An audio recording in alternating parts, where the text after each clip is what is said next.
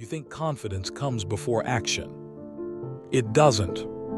Michael Jordan didn't walk onto an NBA court believing he was unstoppable. He walked on knowing he'd done the work when no one was watching, and that mattered more than belief. Here's what most people get wrong. They wait to feel ready. They wait for doubt to disappear. They're waiting for a version of themselves that doesn't exist yet. Jordan never waited. He decided that the feeling of fear was irrelevant to whether he took the shot. That's not confidence. That's something colder, something more reliable. This audiobook isn't about basketball. It's about how one person systematically removed every internal excuse between wanting something and doing it. Jordan got cut from his high school varsity team as a sophomore, then spent the next 2 decades making sure comfort never dictated his decisions again. Not once. You're about to learn how he built a mind that treats discomfort as fuel, not as a stop sign. How he made repetition a weapon when everyone else treated it as boring. How he turned isolation into an advantage while others needed constant validation. You'll see how someone builds unbreakable grit when the spotlight isn't on, when no one's applauding, when progress is invisible and the only proof you have is the work you put in yesterday. Because here's the truth most people avoid. Readiness is a lie you tell yourself to stay comfortable. Jordan understood something darker. That fear doesn't go away. You just stop negotiating with it. This isn't motivation. This is a mental operating system. And by the end, you'll know exactly how to install it. You think the fear goes away once you get good enough. It doesn't. Michael Jordan stood at the free throw line in the 1998 finals with the game on the line, and he felt it. The tightness in his chest, the weight of 20,000 people watching, the knowledge that if he missed, the entire season collapsed. He felt all of it, and then he shot anyway. Because here's what Jordan understood that most people never figure out. Fear isn't a bug in the system. It's not something you fix or overcome or wait to disappear. It's just there like background static. And the difference between people who move and people who freeze isn't courage. It's the decision to stop listening. Think about the last time you avoided something because you didn't feel ready. Maybe it was a conversation you needed to have, a risk you needed to take, a decision you kept delaying. You were waiting for the fear to leave first. Jordan never waited. When he got cut from his varsity basketball team as a sophomore in high school, he didn't wait to feel confident before working harder.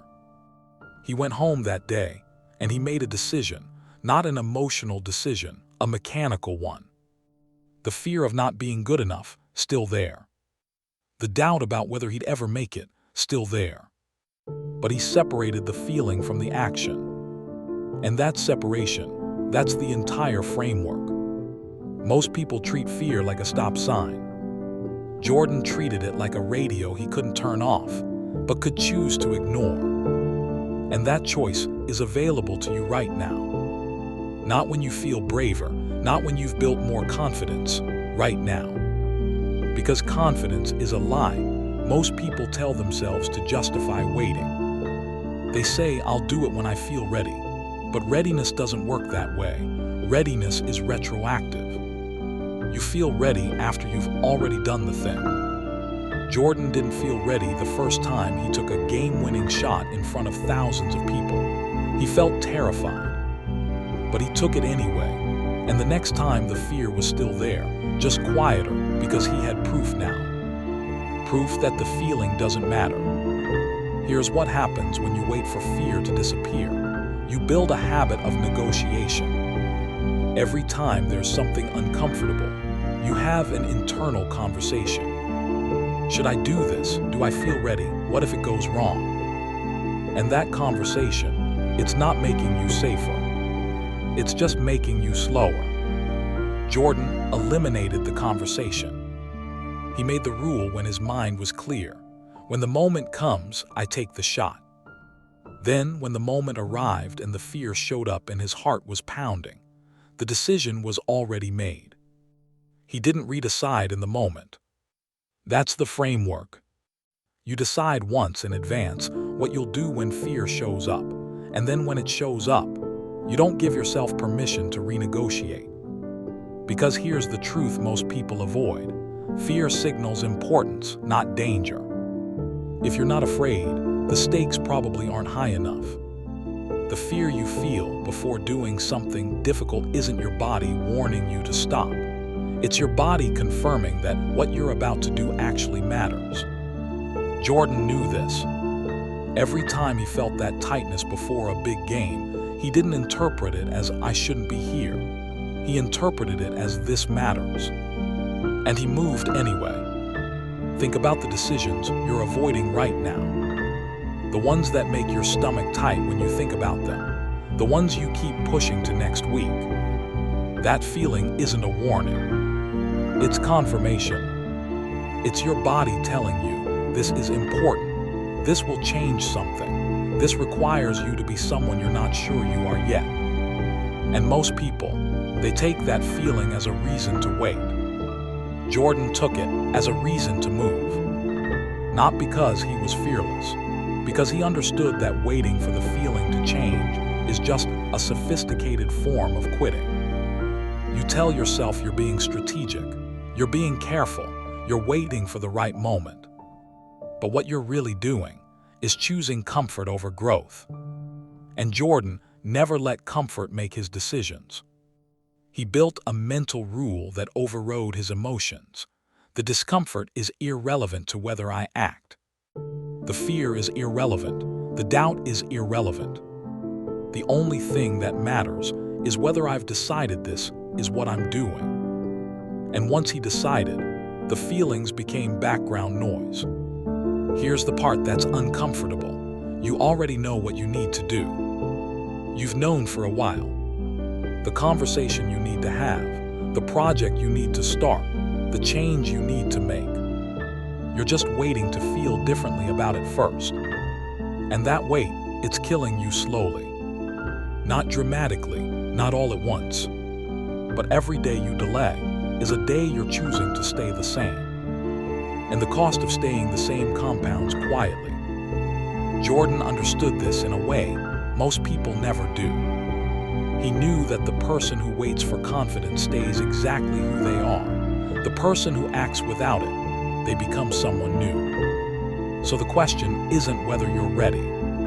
The question is whether you're willing to move before you feel ready. Because that's the decision that separates people who admire greatness from people who build it. Jordan didn't wait for his emotions to cooperate. He didn't wait for the fear to subside. He didn't wait for some magical moment of clarity where everything felt right. He just moved. And every time he moved despite the fear, he built proof. Proof that the feeling was irrelevant. Proof that action creates its own authority.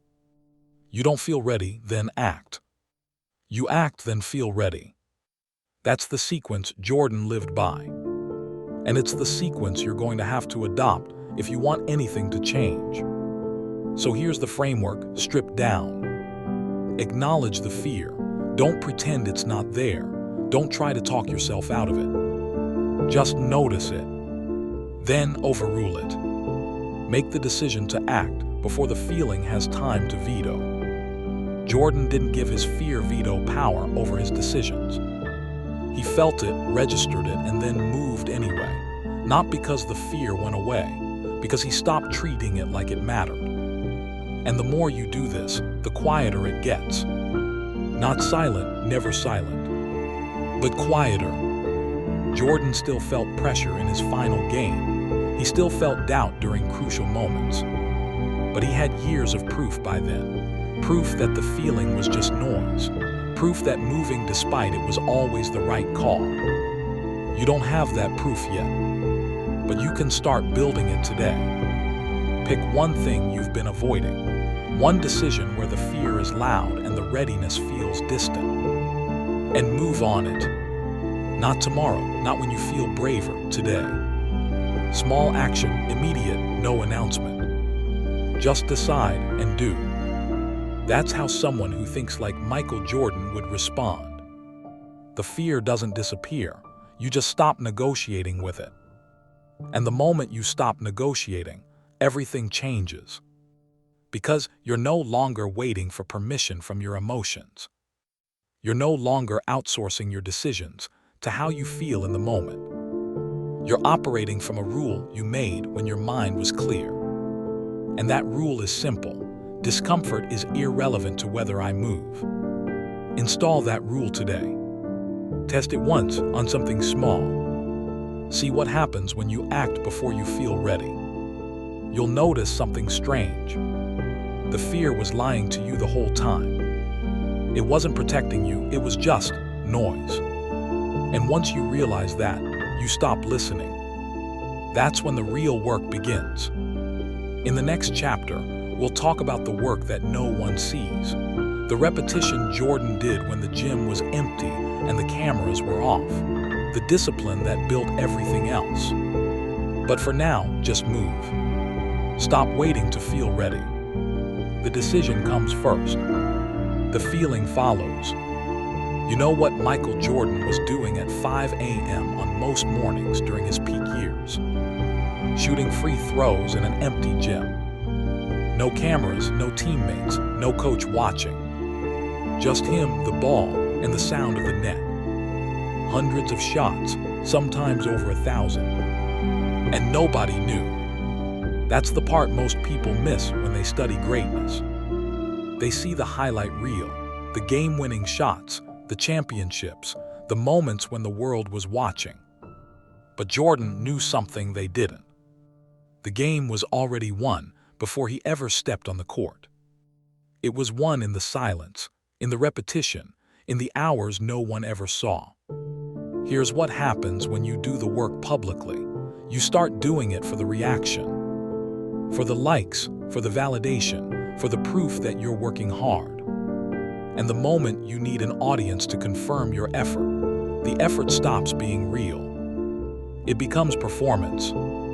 Jordan never performed effort, he just worked. And he worked hardest when no one was there to witness it. Think about your own process right now. How much of what you do is designed to be seen? How many times do you document your effort instead of just doing it? You take a photo of your workout. You post about starting the project. You announce your goals before you've done anything toward them. And every time you do that, you're leaking energy. Because the validation you get from posting, it satisfies the same craving that actually doing the work satisfies. Your brain gets the reward without the effort. Jordan refused that trade. His rule was simple. If it can be posted, it doesn't count as the real work. The real work happened in private, always. When he showed up to practice before anyone else arrived, he didn't tell anyone he'd been there for 2 hours already.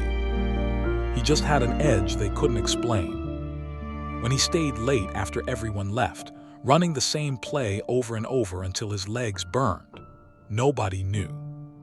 And that's exactly why it mattered. Because repetition without witnesses builds something different than repetition with an audience. It builds self-trust. When you work in private, the only person you're proving anything to is yourself. And that proof compounds. Every morning, Jordan showed up early and put in the work when no one was watching. He was making a deposit, not into his public image, into his own confidence. He was building evidence that he could rely on himself when it got hard. Because here's what most people don't understand. Confidence isn't a feeling. It's a conclusion based on evidence. And the only evidence that actually builds real confidence is private proof. Public validation is hollow. It feels good for a moment, then it's gone and you need more. It's addictive. It's insecure. But private proof, that's structural. When you've done the work in silence, when you've shown up on the days you didn't want to, when you've pushed through with no one there to applaud, you know something nobody else knows. You know you can be trusted. Jordan knew he could be trusted in the final seconds of a game because he'd already made that shot 10,000 times when the gym was empty. Not 100 times, not 1,000, 10,000, and nobody saw most of them. You want to know why he never hesitated? Why he always wanted the ball when everything was on the line? Because he had more private proof than anyone else in the building. He'd put in more invisible hours than his opponents could imagine. While they were sleeping, he was working. While they were celebrating, he was working. While they were talking about what they were going to do, Jordan was doing it. In silence. Here's the uncomfortable part. You probably already know you're not working like that. You probably already know that most of your effort is designed to be visible, to be recognized, to be validated. And that's why it's not transforming you. Because transformation doesn't happen in public. It happens in the hours you never mention, in the repetitions no one counts, in the discipline that exists only between you and yourself. Jordan's teammates would show up to practice and wonder why he was always a step faster, a step sharper. They didn't realize he'd already been there for 90 minutes before they arrived. He never told them. He just let the work speak. And that's the shift you need to make. Stop announcing your effort and start accumulating it. Stop trying to get credit for the process. Just trust that the results will eventually reveal what you've been doing. Because they will. Public performance is just the evidence of invisible preparation. The game everyone sees. It's just the final exam for the work nobody saw. Jordan understood this at a level most people never reach. He knew that the crowd only shows up for the result. They don't care about the process. They don't care about the hours. They care about the moment. And if you need them to care about the hours, you're doing the hours for the wrong reason. You're seeking validation when you should be building capability. Jordan didn't need anyone to know he was working. He just needed to know. And that made all the difference. When you work in private, you're having a different conversation with yourself. It's not, look how hard I'm working. It's, am I actually getting better? There's no performance, no posture, no audience to impress.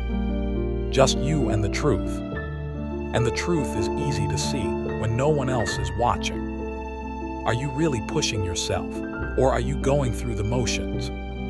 Are you doing the boring, repetitive fundamentals, or are you chasing the flashy stuff that looks good on camera? Are you building real skill, or are you building the appearance of effort?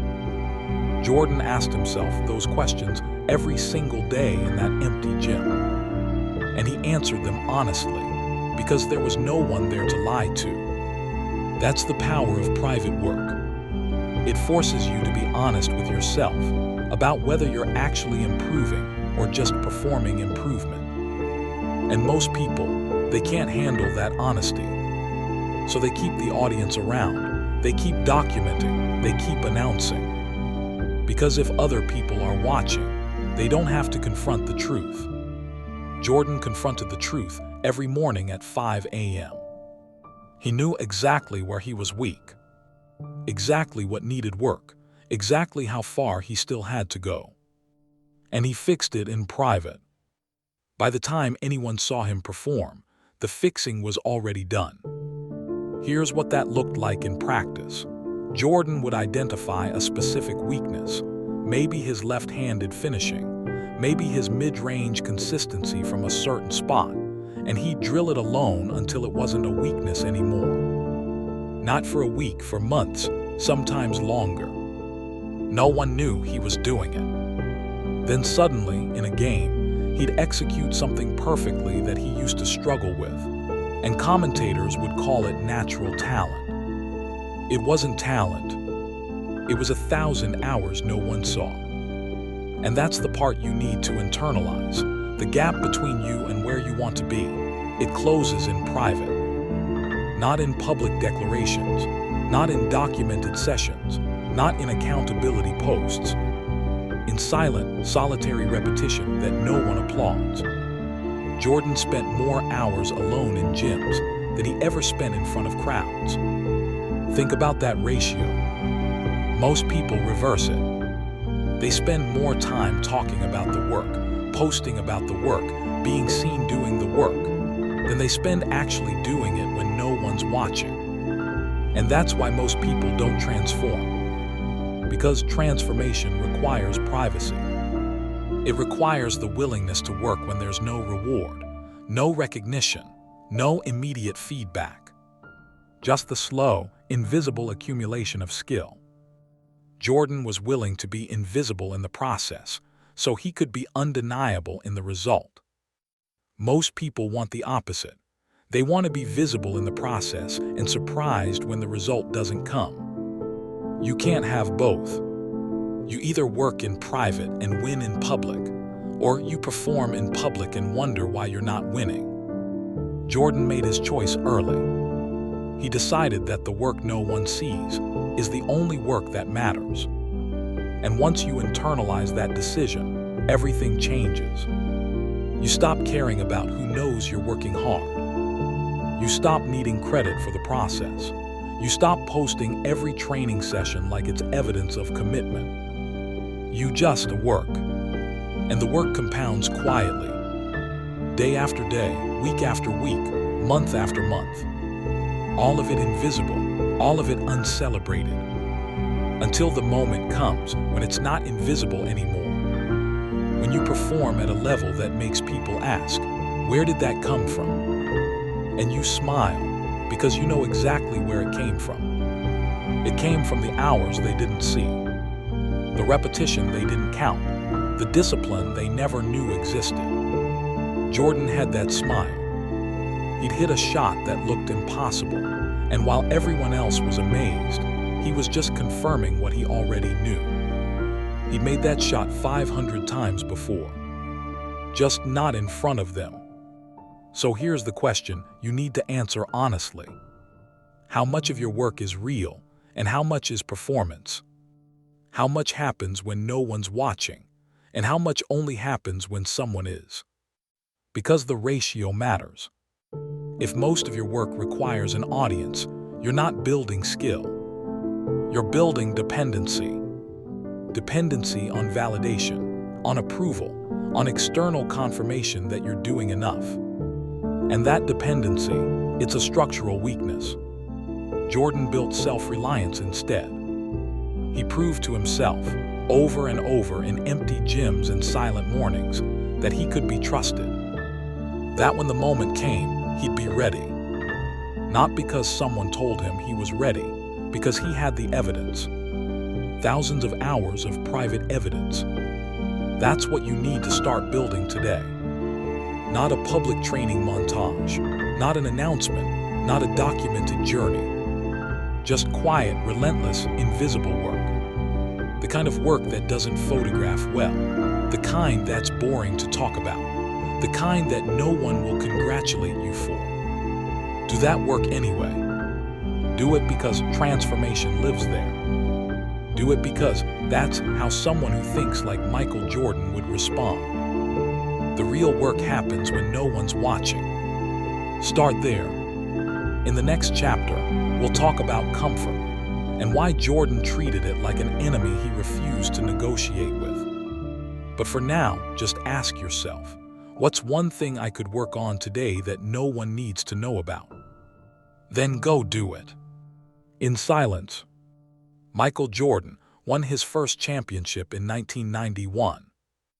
Most people would have relaxed after that, celebrated, let themselves enjoy it for a while. Jordan didn't. The day after the championship parade, he was back in the gym. Not celebrating, not coasting. Working on weaknesses he'd noticed during the finals. Because he understood something most people never figure out. Comfort is not a reward for success. It's a threat to it. The moment you feel settled, that's the moment you start declining. Jordan knew this instinctively. Every time he felt comfortable, he treated it like a warning sign, like his body was telling him he'd stopped growing. And growth was the only thing he cared about. So he engineered discomfort, deliberately, constantly. When his right hand got too dominant, he'd force himself to practice entire sessions using only his left. Not because it was fun, because it was hard. When practice felt routine, he'd create adversarial situations with teammates. He'd talk trash. He'd raise the stakes. He'd make everything competitive. Not because he was cruel, because comfort made him weak. And he refused to be weak. Here's what most people do. They work hard to get to a certain level, and then they relax. They think, I've earned this, I can coast now. And maybe they can coast and maintain for a while. But maintaining, that's just slow decline with better marketing. Jordan never maintained. He either grew or he felt like he was dying. There was no middle ground. Think about your own life right now. Where are you comfortable? Where have you settled into a routine that feels safe and predictable? That's where you're declining. Not dramatically, not obviously, but you're declining. Because comfort is where skills atrophy. It's where hunger dies. It's where the edge you worked so hard to build slowly disappears. Jordan saw this in other players all the time. They'd have one great season, get comfortable with the success, and then never reach that level again. They'd make excuses, say they were injured, say the team changed, say the game evolved. But Jordan knew the truth. They got comfortable. And comfort killed them quietly. So he made a rule, a psychological framework that overrode every natural instinct to relax. The rule was simple. If it feels comfortable, it's time to increase the difficulty. Every single time.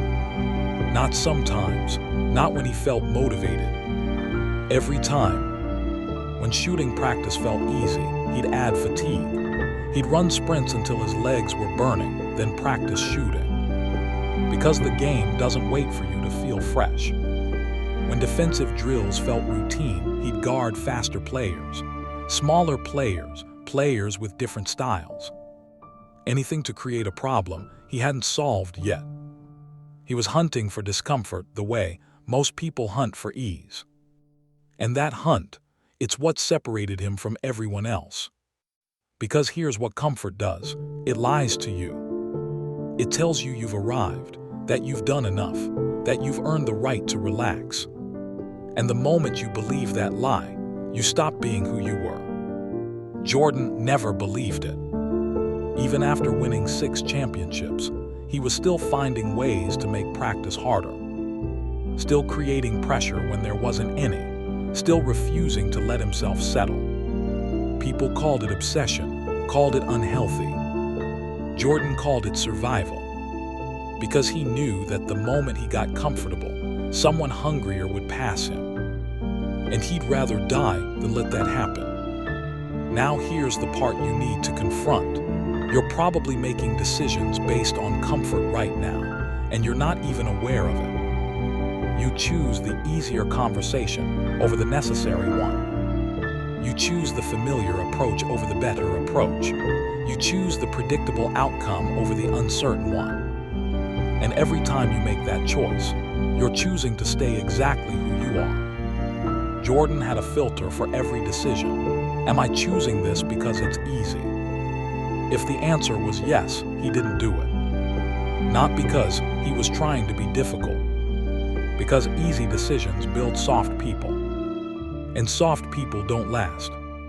He'd watch players choose the comfortable option over and over.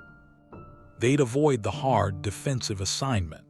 They'd take the shots they were already good at instead of practicing the ones they struggled with. They'd stick with what worked last season instead of evolving. And Jordan would destroy them. Not just in games, in practice, every single day. Because while they were protecting their comfort, he was expanding his capability.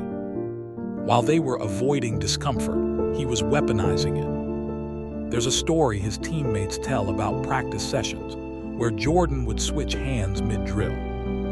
He'd be dominating with his right hand, everything flowing perfectly. And then he'd force himself to use only his left. He'd miss, he'd look awkward, he'd struggle. And he'd keep doing it until the left hand was as dangerous as the right. That's the framework. You don't wait until you have to improve.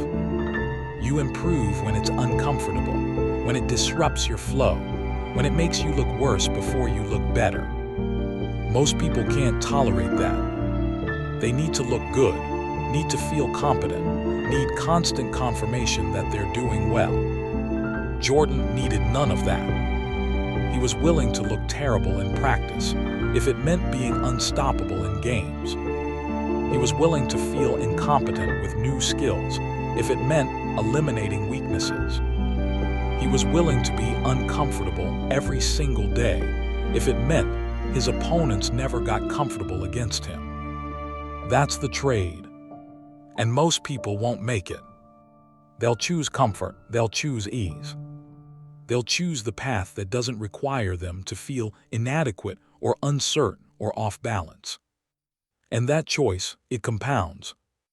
Every day you choose comfort, you're training yourself to avoid growth. You're building a habit of taking the easy option. You're becoming someone who can't tolerate discomfort. And when the moment comes that requires you to be uncomfortable, you won't be ready. Because you spent years training yourself to avoid exactly that feeling. Jordan trained the opposite reflex. He trained himself to move toward discomfort, to seek it out, to create it when it wasn't naturally present. And that reflex, it's what made him unbreakable. When pressure showed up in games, it felt familiar. When exhaustion hit in the fourth quarter, he'd been there before. When nothing was working and he had to improvise, he'd practiced that exact scenario. Not once, hundreds of times. All in private, all by choice. All because he refused to let comfort make his decisions. So here's the question. What are you avoiding right now because it's uncomfortable? What skill are you neglecting because it doesn't come naturally? What conversation are you delaying because it's awkward? What challenge are you sidestepping because it might make you look bad? That's where you need to go. Not eventually, now. Because comfort is not neutral. It's not a safe holding pattern. It's erosion. Every day you stay comfortable, you're getting weaker, slower, softer. You just don't notice it yet. But you will. You'll notice it the day someone passes you.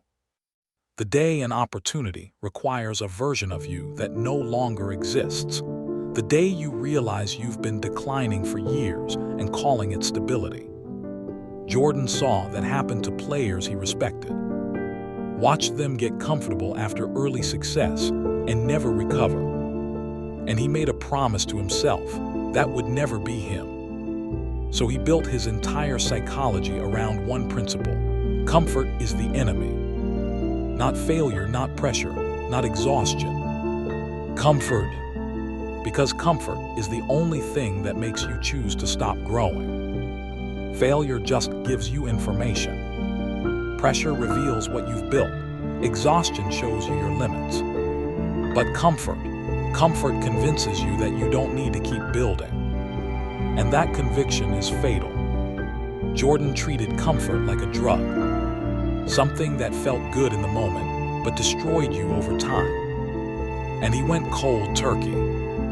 Every time he felt himself settling, he'd disrupt it. Create a new challenge, raise the standard, find something that made him uncomfortable again. His teammates hated it sometimes. Coaches didn't always understand it. But Jordan didn't need them to understand. He just needed them to keep up. And most of them couldn't. Because they were optimizing for comfort, and he was optimizing for growth. Those are incompatible goals. You can't have both. You either choose to be comfortable, or you choose to be exceptional. Jordan chose exception every single day. Even when he was tired, even when he'd already proven everything, even when no one would have blamed him for coasting. He chose the harder path. Not because it felt good, because it was the only path that led somewhere. Comfort is a circle. You end up right where you started, just older and weaker. Discomfort is a line. It goes somewhere new. Jordan followed the line. And that's the shift you need to make today. Stop treating comfort as a destination. Start treating it as a warning. When you feel settled, that's not success. That's stagnation. When everything feels manageable, that's not mastery. That's you operating below your capability. When the day feels easy, you're not challenging yourself enough.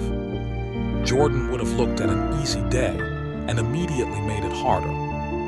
He would have added weight, added reps, added complexity, added pressure. Because easy days build nothing. Only hard days build capability. So here's what someone who thinks like Michael Jordan would do right now. They'd identify the one area where they've gotten comfortable, the skill they've stopped developing, the challenge they've been avoiding, the standard they've let slip. And they'd attack it. Not tomorrow, not when they feel ready. Today. They'd make today harder than yesterday, on purpose. They'd choose the uncomfortable option, the uncertain path, the thing that might not work. Because that's where growth lives. And growth is the only thing that matters. Comfort will be there later. It'll always be there. It's the default. But right now, you need to be someone who can tolerate discomfort. Someone who can handle uncertainty. Someone who doesn't need everything to feel manageable. Because the moment that matters, it won't feel manageable. It'll feel overwhelming, chaotic, uncertain. And if you've spent years choosing comfort, you won't know how to function in that moment. But if you've spent years choosing discomfort, it'll feel like home. Jordan made chaos feel like home. He practiced in chaos. He created chaos. He lived in chaos. So when the finals came down to one shot with the game on the line and 20,000 people screaming, it was just another Tuesday. He'd been there 1,000 times, just not with an audience. That's the power of refusing comfort. You build capacity for difficulty that other people don't have. And when the difficult moment arrives, you're already trained. In the next chapter, we'll talk about repetition, about how Jordan used boredom as a weapon while everyone else treated it as something to avoid. But for now, just ask yourself one question.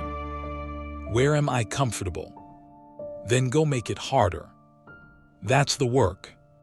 Michael Jordan's fadeaway jumper is one of the most recognizable shots in basketball history. People call it art, they call it instinct, they call it genius. Jordan called it something else. 10,000 repetitions. Not a metaphor, not an exaggeration. 10,000 times he practiced that exact shot until his body could execute it without his brain being involved. That's not talent. That's obsession with repetition. And repetition, most people can't tolerate it. Because repetition is boring. Your ego hates boring. It wants novelty. It wants variety. It wants to feel like every session is different, exciting, stimulating. Jordan's ego wanted that too. He ignored it because he understood something most people never accept. Boredom is the price of automaticity. And automaticity is what separates elite performers from everyone else. When Jordan took that fadeaway in the final seconds of a game, he wasn't thinking. He wasn't calculating. He wasn't hopping. His body just knew. Because he'd done it so many times that thinking became optional. That's dominance. Not flashy innovation. Not creative improvisation. Involuntary execution of fundamentals. And you build that through repetition so monotonous, it makes you want to quit. Jordan never quit. He'd spend entire practice sessions doing nothing but the same shot from the same spot. Over and over, hundreds of times. His teammates would get bored watching. Coaches would suggest mixing it up. Jordan would keep shooting because he knew something they didn't. The game doesn't reward variety and practice. It rewards automaticity and pressure. And automaticity only comes from repetition that feels stupid. Think about your own training right now. How often do you switch things up because you're bored? How often do you chase the new technique, the interesting variation, the fresh approach? Every time you do that, you're resetting the clock. Because mastery isn't built through exposure to many things. It's built through obsessive repetition of few things. Jordan's entire offensive game was built on maybe 5 or 6 core moves. That's it. But he practiced those moves thousands of times each. While other players were learning 50 different moves at a surface level, Jordan was making 5 moves unconscious. And when the game got chaotic, when fatigue set in, when pressure was highest, his 5 moves still worked. Their 50 moves disappeared. Because under pressure, you don't rise to the level of your variety. You fall to the level of your automaticity. And Jordan's automaticity was unbreakable. He built it through repetition so extreme, it looked like madness to people who didn't understand. They'd see him take the same shot 500 times in a row and think, why doesn't he practice something new? Jordan thought, why would I practice something new when I can make this shot unconscious? That's the difference. Most people treat practice like a buffet. They want to sample everything. They want to stay interested. Jordan treated practice like a drill press. Same motion, same spot, same angle until the margin of error disappeared. And here's what happens when you train like that. You stop thinking during performance. Thinking is slow. Thinking hesitates, thinking second guesses. Jordan didn't think, he just executed. Because his body had done it so many times that his conscious mind became irrelevant. That's the goal. Not to have a lot of options. To have a few options that work every single time, regardless of conditions. Jordan's fadeaway worked when he was fresh, worked when he was exhausted, worked when he was double-teamed. Worked when the game was on the line. Because he'd practiced it in all those conditions, thousands of times. Most people practice when they're fresh, when conditions are ideal, when they feel good.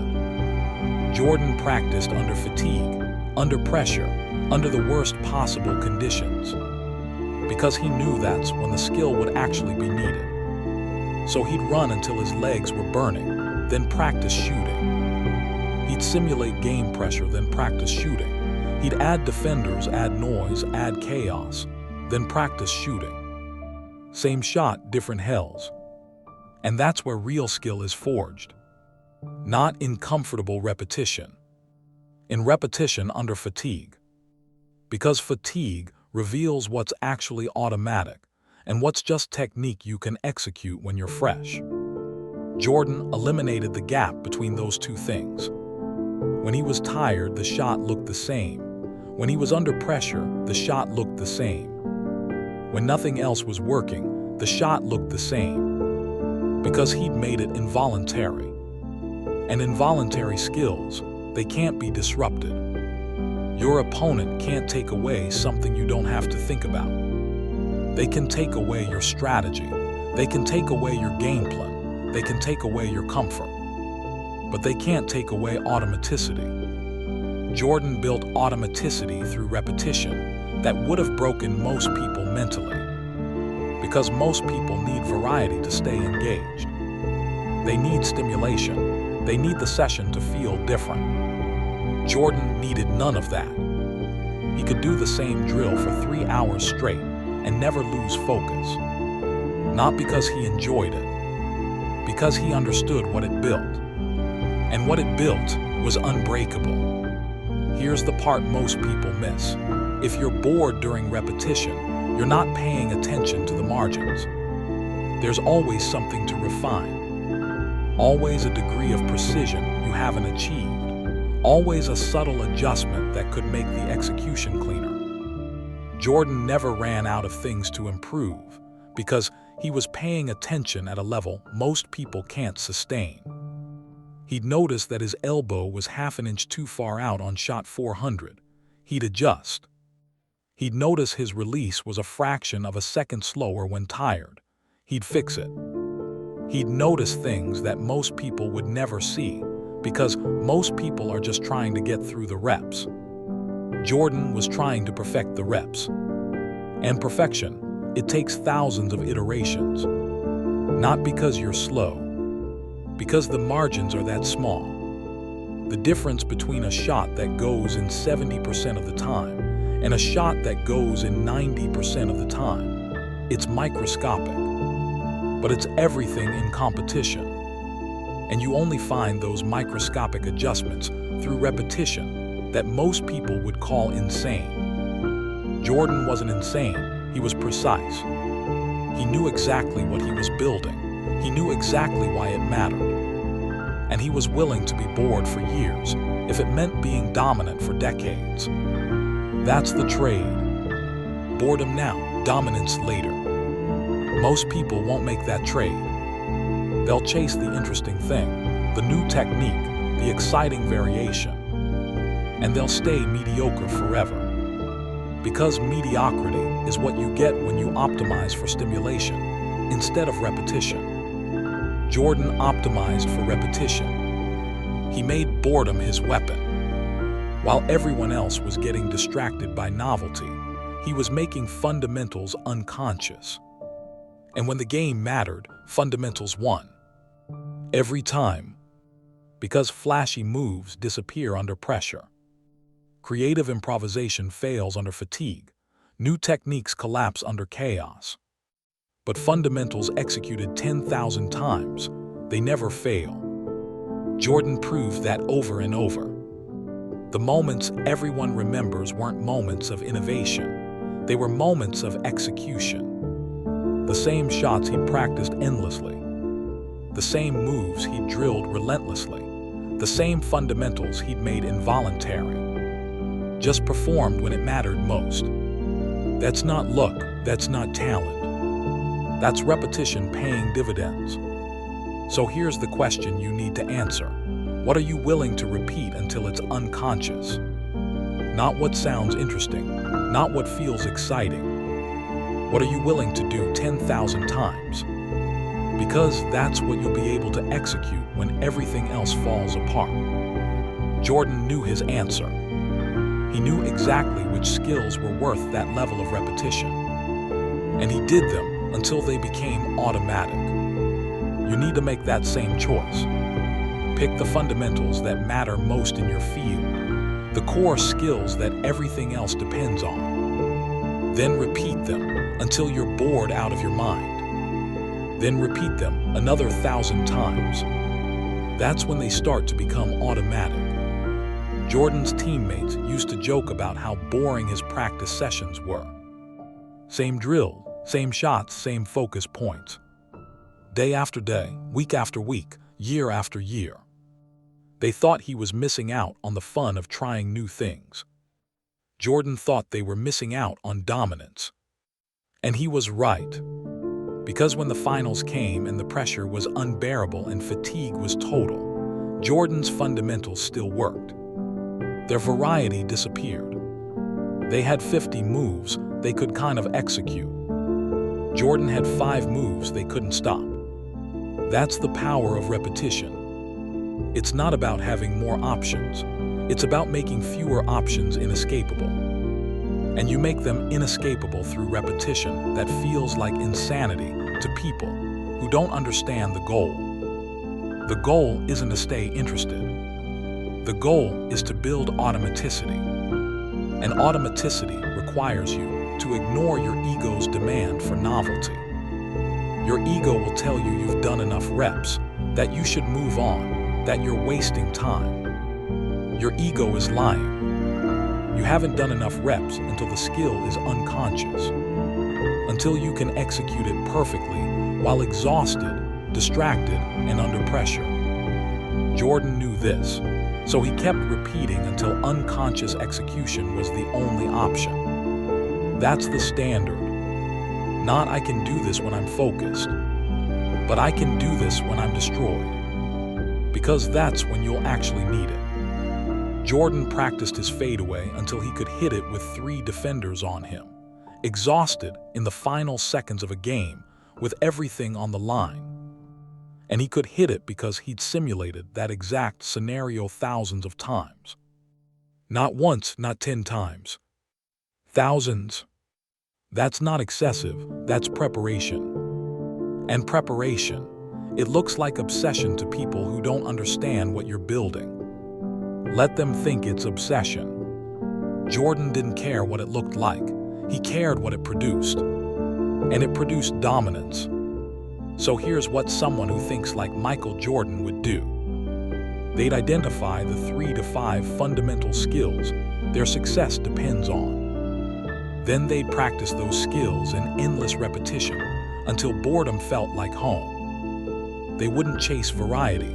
They wouldn't optimize for interesting. They'd optimize for automatic. And they'd repeat the boring drill 1 more time, then 100 more times, then 1,000. Because that's how you build something unbreakable. 1 repetition at a time, in silence, without celebration, without audience. Just you and the work, over and over. Until the skill becomes who you are, not what you do. That's the shift. Jordan didn't take fadeaways, he was the fadeaway. It wasn't a technique he executed. It was an involuntary response his body produced under pressure. And you build that through repetition so extreme it changes your nervous system. That's the work. In the next chapter, we'll talk about isolation, about how Jordan weaponized solitude while everyone else needed constant validation. But for now, just pick 1 fundamental. Then do it again. And again. Until boredom becomes your competitive advantage. There's a story Michael Jordan's trainer tells about the summer of 1990. Jordan had just lost in the Eastern Conference Finals. The media was questioning whether he could win a championship. Teammates were doubting his leadership. Coaches were suggesting he change his approach. Jordan listened to all of it. Then he disappeared. He spent that entire summer training alone. No teammates, no media, no coaches weighing in on his process.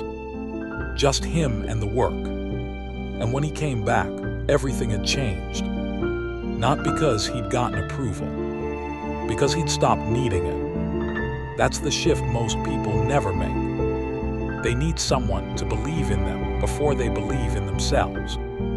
They need encouragement before they can take action. They need validation that they're on the right path. Jordan needed none of that. He built his entire mental fortress in isolation, where other people's opinions couldn't interfere. And that isolation, it wasn't loneliness. It was power. Because when you stop needing external validation, you become unbreakable. Think about how much of your confidence right now depends on other people. How much you need them to notice your effort, to acknowledge your progress, to confirm you're doing the right thing. Every time you need that confirmation, you're giving away power. You're making your progress dependent on someone else's attention. Jordan refused that dependency. His rule was absolute. If progress required consensus, it wasn't real progress. Real progress happened in private, where nobody could weigh in, where nobody could doubt it, where nobody's opinion mattered except his own. And he trusted his own opinion because he had private proof. That's the key. Jordan's confidence didn't come from public praise. It came from what he did when no one was watching. When he worked in isolation, he was building evidence that only he could see. Evidence that he was improving. Evidence that the process was working. Evidence that he could trust himself. And that evidence, it was incorruptible. Public validation is fragile. Someone praises you today, criticizes you tomorrow. Someone believes in you until you have a bad game. Someone supports you until they don't. But private proof, that's yours. Nobody can take it away. Nobody can question it. Nobody can diminish it. Jordan built his confidence on private proof, and it made him immune to external doubt. When critics said he couldn't win a championship, he didn't argue with them. He just went back to the work he was doing in private.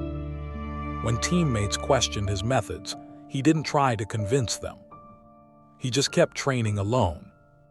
When coaches suggested changes, he didn't fight about it. He just trusted the evidence he'd already accumulated. Because he knew something they didn't.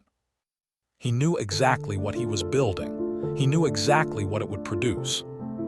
And he didn't need anyone else to believe in it yet. That's the framework. You build something in isolation until you have undeniable proof. Then you reveal it. Not the other way around. Most people reveal the idea first, then try to build it while managing everyone's opinions. They announce their goals, they share their process, they seek validation at every step. And every opinion they receive, it corrupts the work. Because now, they're not just building the thing. They're managing perceptions. They're defending their choices. They're proving themselves to people who don't have the context. Jordan eliminated all of that. He built in silence, where the only feedback that mattered was whether he was actually getting better. And he could measure that honestly, because there was no audience to perform for. That's what isolation provides, brutal honesty.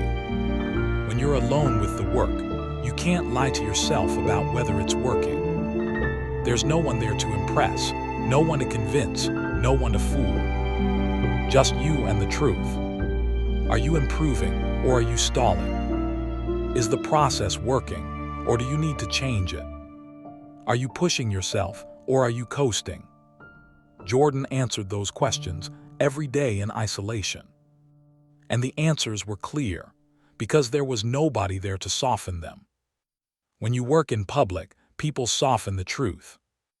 They encourage you when maybe you need harder feedback. They praise effort when maybe the effort isn't enough. But in isolation, the truth is sharp. And Jordan preferred sharp truth over comfortable lies. He'd rather know he wasn't good enough yet so he could fix it, than be told he was doing great when he wasn't. That's the mindset of someone who trusts isolation. They're not avoiding people because they're insecure. They're seeking isolation because it's where real growth happens. Without the performance pressure, without the need to look good, without the corruption of other people's opinions. Just pure, unfiltered progress. Jordan's teammates would sometimes ask him why he trained alone so much, why he didn't want company, why he kept his process so private. He never really explained it. He just knew that their presence changed the work. When someone else is watching, you start performing. Even if you don't mean to, even if you think you're staying focused. Some part of you starts caring about how you look, about what they think, about whether they're impressed. And that caring, it's a leak. It's energy going toward managing perception instead of toward the work. Jordan eliminated the leak. He worked in isolation, so 100% of his energy could go toward improvement. Not 10% toward improvement, and 90% toward looking good while improving. 100% toward the work. That's the advantage isolation provides. And it builds something most people never develop: internal validation. The ability to know you're on the right path without anyone else confirming it. The ability to trust your process when nobody else believes in it yet. The ability to keep going when support, encouragement, and reassurance are absent. Jordan built that ability through years of isolated work. And it made him unstoppable because his motivation didn't depend on external conditions. He didn't need a crowd cheering to push himself. He didn't need a coach believing in him to train harder. He didn't need teammates supporting him to stay committed. He had internal validation. He knew what he was building, He knew it was working. And that was enough. Most people collapse when external validation disappears. When the support stops, when people stop believing, when encouragement fades. They stop working because they were working for the validation, not for the result. Jordan never had that problem. He'd spent so much time working in isolation that external validation became optional. Nice when it showed up, irrelevant when it didn't. His process didn't change based on who was watching or who believed in him. It only changed based on whether it was producing results. And he could measure results honestly in isolation. Here's what you need to understand. Needing validation is a structural weakness. It means your progress is dependent on other people's attention, on their approval, on their encouragement. And those things, they're unreliable.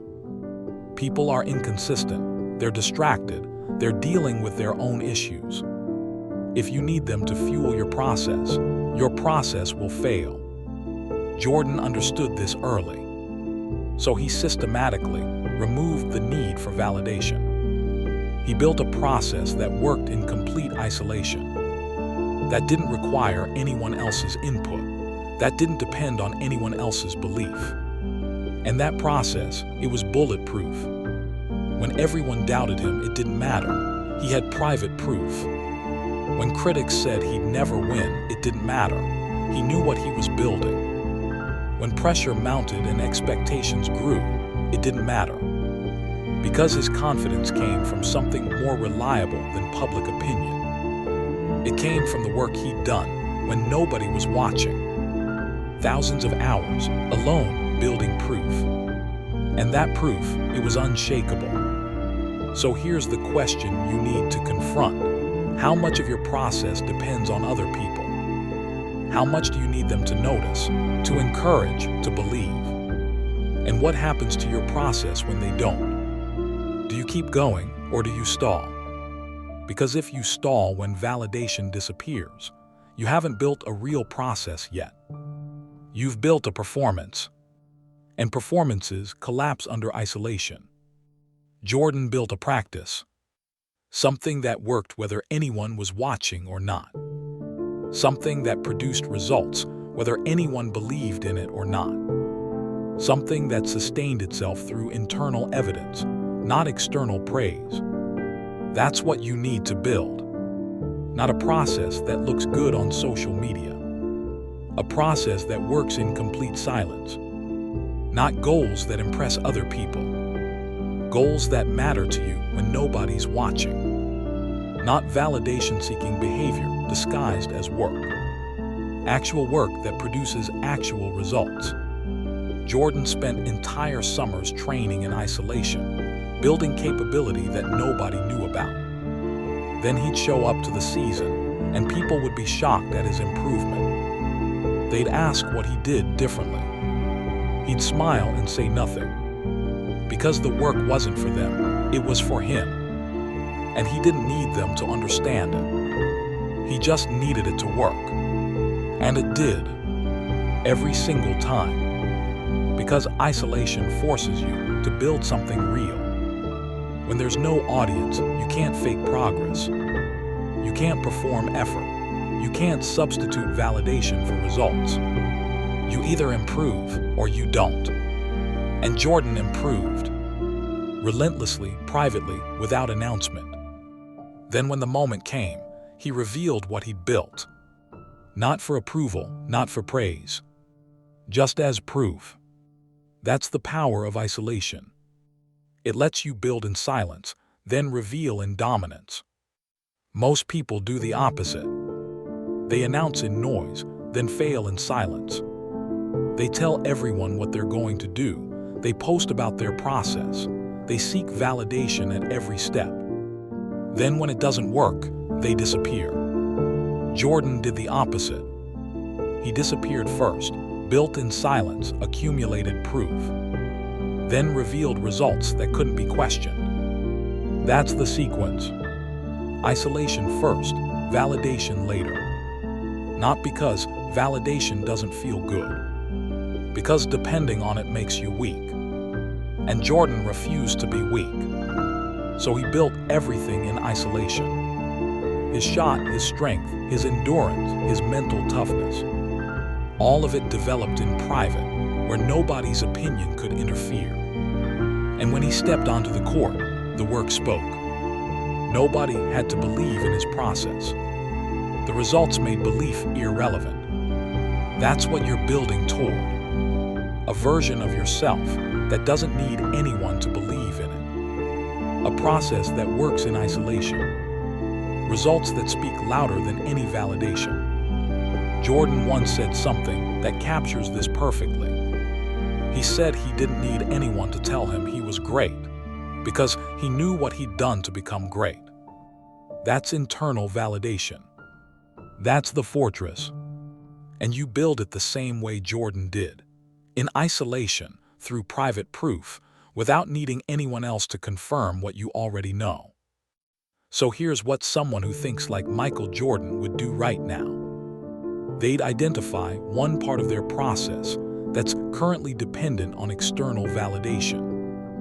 One area where they need approval, encouragement, or reassurance to keep going. Then they'd isolate it. They'd build it in private, without posting, without announcing, without seeking feedback. Just pure, solitary work. Until they have proof that only they can see. Then they'd let the results speak.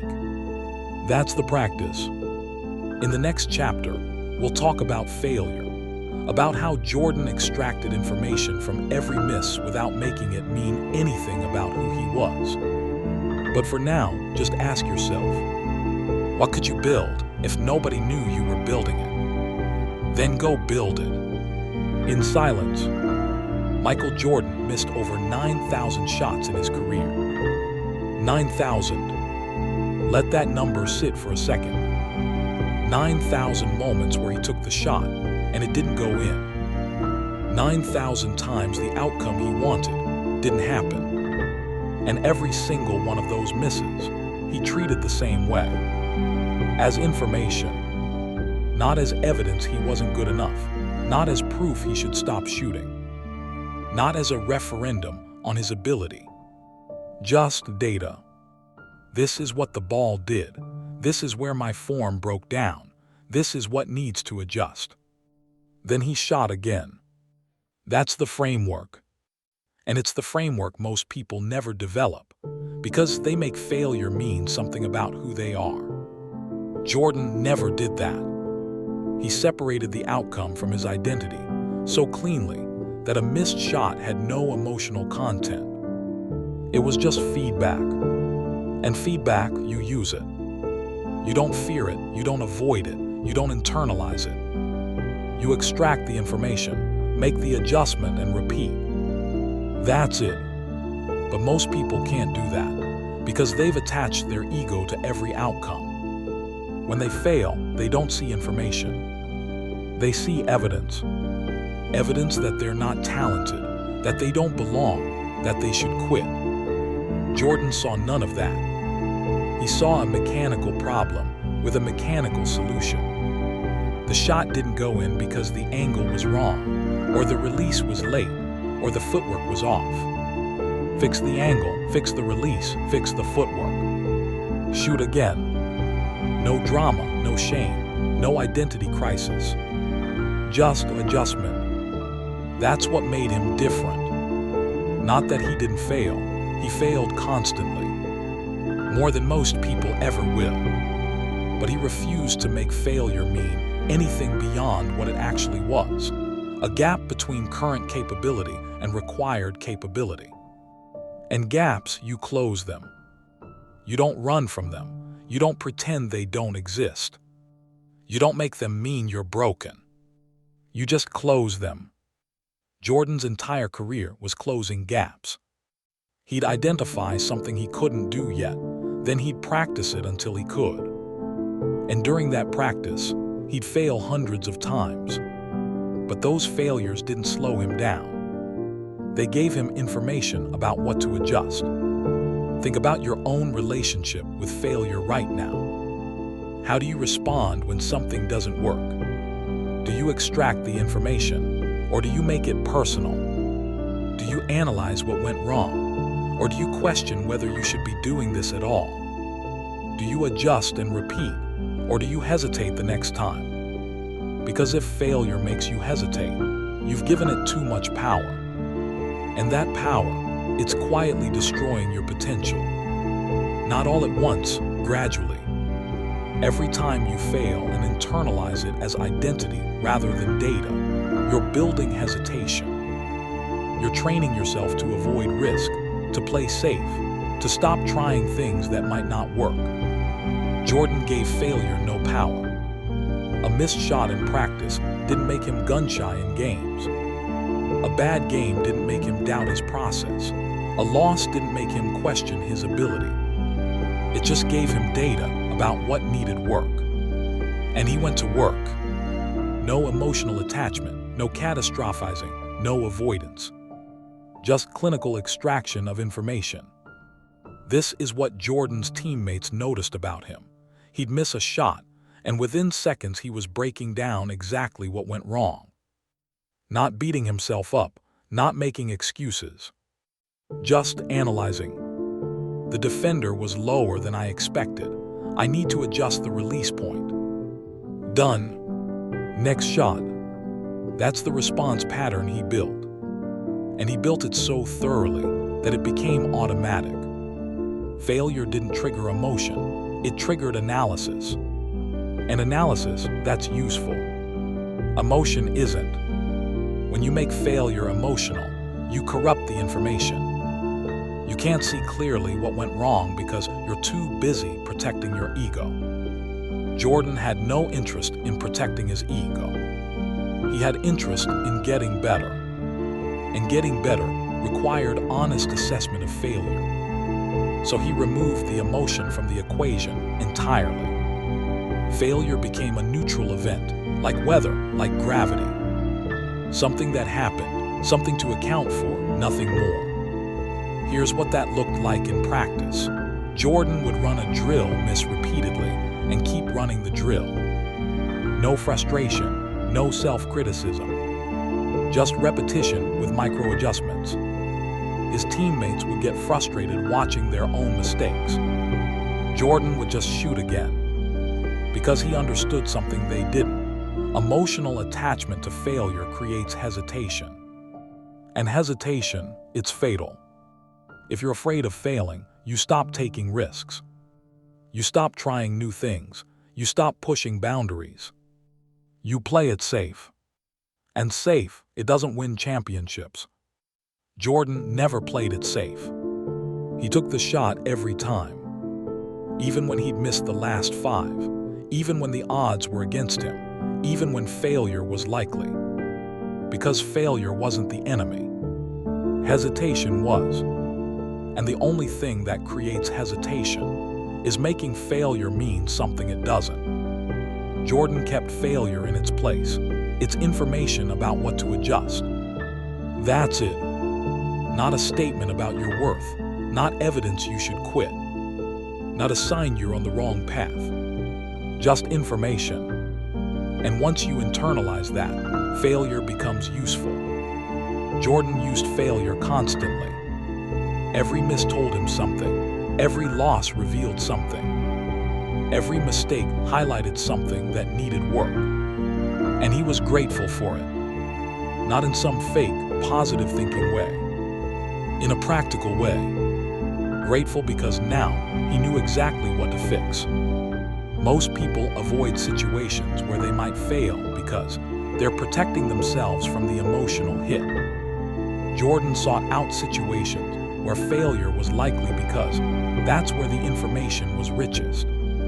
He'd practice against defenders who were faster than him, play against teams that exposed his weaknesses, put himself in scenarios where success wasn't guaranteed. And he'd fail. A lot. But every failure gave him data. And he'd take that data back to the gym and use it. The defender was too quick, practice faster footwork. The team collapsed on his drives, develop a more reliable outside shot. The pressure got to him in late-game situations. Practice those exact situations until they felt routine. Failure identified the gap. Practice closed the gap. That was the cycle. And Jordan ran that cycle thousands of times. He missed over 9,000 shots, but every miss made the next shot more likely to go in. Because he extracted the information and applied it. That's the framework you need to adopt. Not I failed, so I'm not good enough. But I failed, so now I know what to work on. It's a completely different psychological response. And it changes everything. Because when failure becomes information instead of identity, you stop avoiding it. You start pursuing it. You start taking shots you might miss. Trying things that might not work. Pushing boundaries where failure is likely. Because that's where growth lives. Jordan knew this. So he failed publicly, constantly without shame. He took last-second shots that didn't go in. He had games where nothing worked. He had seasons where the team didn't win. And none of it made him hesitate. Because he wasn't attaching his identity to the outcome. He was attaching his identity to the process. And the process was simple. Extract information from failure, make adjustments, repeat. That process, it's bulletproof. It doesn't matter if you fail. It doesn't matter how many times. It doesn't matter how publicly. As long as you're extracting information and adjusting, you're moving forward. Jordan moved forward relentlessly. Every failure was one step closer to success, because every failure revealed something that needed adjustment. And he adjusted, without drama, without delay, without making it mean anything about who he was. Just mechanical adjustment. Shot was off, adjust the form. Defense was tight, adjust the approach. Strategy didn't work, adjust the strategy. Then execute again. That's the response pattern. And it works, but only if you remove the emotional attachment. If you're making failure personal, you can't execute this framework. You'll be too busy protecting your ego to extract useful information. Jordan had no ego to protect in this context. He knew he'd fail. He knew he'd miss shots. He knew not everything would work. And he was fine with it. Because failure wasn't the enemy. Stagnation was. And stagnation, that's what happens when you stop trying things because you're afraid they might not work. Jordan never stopped trying things. He tried new moves, new shots, new approaches. Some worked, some didn't. The ones that didn't gave him information. The ones that did, he repeated until they became automatic. That's the cycle. And you can run the same cycle in your own life. But you have to stop making failure mean something about you. It's not about you. It's about the gap between where you are and where you need to be. And every failure, it reveals part of that gap. So you should be grateful for it. Not in some forced, positive way. In a practical way. Now you know what to work on. Now you know what needs adjustment. Now you have direction. Jordan used failure as a compass. It pointed him toward what needed work. And then he worked on it. Simple, mechanical, effective. No emotional spiral, no identity crisis, no avoidance. Just here's the gap, here's the work, here's the adjustment. Then repeat. That's resilience. Not the absence of failure. The refusal to make failure mean anything beyond what it is. Jordan failed more than almost anyone in his sport. But he never let it slow him down. Because he understood, the miss is irrelevant. The adjustment is everything. So here's what someone who thinks like Michael Jordan would do right now. They'd identify something they've been avoiding because they might fail at it. Some skill they haven't developed because success isn't guaranteed. Some risk they haven't taken because the outcome is uncertain. And they do it anyway. Not recklessly, deliberately. With the understanding that failure will provide information. And information that's useful. They'd fail, extract the data, make the adjustment, try again. No emotional attachment, no identity crisis. Just mechanical response to mechanical feedback. That's the practice. And every time you run that cycle, you build something most people never develop: immunity to failure.